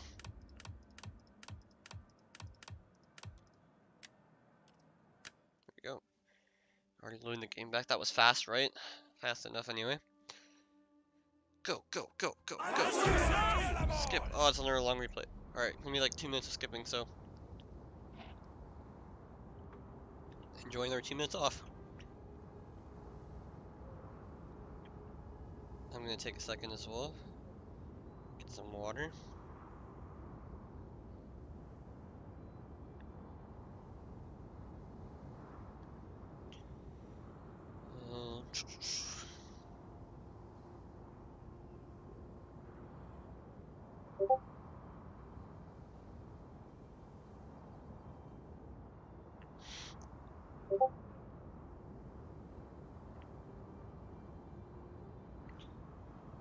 Uh, I don't think this is quite where we're yet. Yeah, this fight was way bigger on the flank. So yeah, he was peeling this unit quite a bit. But now he's also taking Pula. This engagement comes in. There's this fight. This was still a while ago. In terms of replay time. It's kind of right after this happened. I said you shouldn't take that fight. And the game crashed. Okay. Yeah, so this unit was trying to escape, got caught a little bit, but the fire was coming back in on both Nabate and Nobuko. So let's just count unit men here, like 50, 10, or 60, sorry, 10, 41, 15. You have 46, so that kind of counters the 41 and this 15 here. The generals are both full, but this unit's much better. This unit died very quickly as heavy horse than Nabate and Nobles, like I said it would. Slingers, of course, still all 4 on the field for both sides, so they're still able to dump. But infantry is slowly going in Sarah's favor. You can just see he's running out of infantry. This chosen swordman is doing work, but there's less 24 men heavy horse here, isn't it? See that? But yeah, the general is just so inactive. Like, the general is inactive, and now there's so much infantry that the general is not going to be able to win the game. Whereas, if he was earlier killing some of these Nabatean nobles, maybe he could have some counterplay. But now there's like a full armored desert, full out Nabatean axe, full desert hoplite, or mostly full anyway. Another very healthy one here. Fighting a chosen sword, sure, but one. And yeah, Arverni just runs out of steam. Again, Arverni tried to do more of a fight in one place thing, but just didn't have the infantry for it. But especially this game, like, yeah, I just need an Oathsworn. Or at least, like, 4 good melee, but I guess that necessitates an Oathsworn, so, yeah, tough. But the infantry spam for Nabate was looking good. Didn't use his general aggressively enough, didn't use the spears aggressively enough, too, to, like, go kill Cav. They're just trying to fight the melee battle, and the melee battle, like, ended up being slightly Nabatea favored. Also, Nabatea went for more charges, got better charges as well. And, I mean, there's just so many infantry units. So we can just sit here and wait. Sarah has no reason to try to rush. He can just shoot down the slingers and then hold for the gen. It's like 4 units. Routing some slingers here even. Attack comes in. I assume this unit has Pila. The general can try to do stuff. Again, the general will be very strong here, but how much can he really do? We'll have to see. Just getting shot, peppered down by the slingers. Nabataean general out for a walk here. I just finished the game with a charge here. Decides to go for slingers. I guess it's fine. This infantry fight is winning. Now, sure, the noble horse eventually gonna get in the slingers. Nabataean in general, gonna eat a lot of losses trying to kill slingers. Surely the noble horse are also taking a lot of losses though. Actually ends up being closer than it needs to be because the general's getting a lot of work done, but he's just slowly losing men. Charging, charging, charging. Slingers dying to the Nabataean gen, and the Nabataean gen has enough men here to take down the general if needed. And of course the infantry was winning. A very close game. Again, but again, the Nabataean infantry spam seems to have the edge if Arverni is not careful. Let's just look at armies real quick for Arverni. I think like they go this instead. And 2, 3, 4, 1, 2, 3, 4. What can they get in terms of spears? Either they can go Spear Noble, which I wouldn't do. And then, like, yeah, they can't really do this, so Spear Noble's off the table. Chosen Spirit, Chosen Spirit. You know, it's just an army of all time, I guess. Two Chosen Spears, Oathsworn. So now you have essentially, like, quality. You have more quality advantage. Like, you have 4 units that straight up win. The money doesn't really work out great. I mean, you could go like this, maybe, if you wanted to. Spread the wealth a little bit, but I don't think you want to do that, really. You just want to fight. You want to take high quality units and just fight in one place. And just kite everywhere else. It's too bad that you're like, literally 40 short of another unit here. It's a little unlucky. Can you get a naked sword? Nah, so whatever. You're gonna end up with a little extra money. If you want to spend the money more, you do this, but I don't think this is a good idea. Like, these units aren't gonna do anything, so might as well invest in units that will actually kill stuff. And then 150 left. Whatever, right? Like, dog. Got that dog in you. I don't know. What do you do with 150? Maybe. Oh, you can't quite do that. I don't know. You just Chevron the shell, the Celtic warrior, I guess. Triple Chevron Celtic. Nuke. Something like that. Probably better. I don't know. Anyway. This is the end. Thanks everyone for watching. This obviously will be live if you want, or like will be posted if you want to look at it later. But yeah, GG's, and looking forward to round 2. Hope that it will be equally exciting. Good con on our hands, so yeah.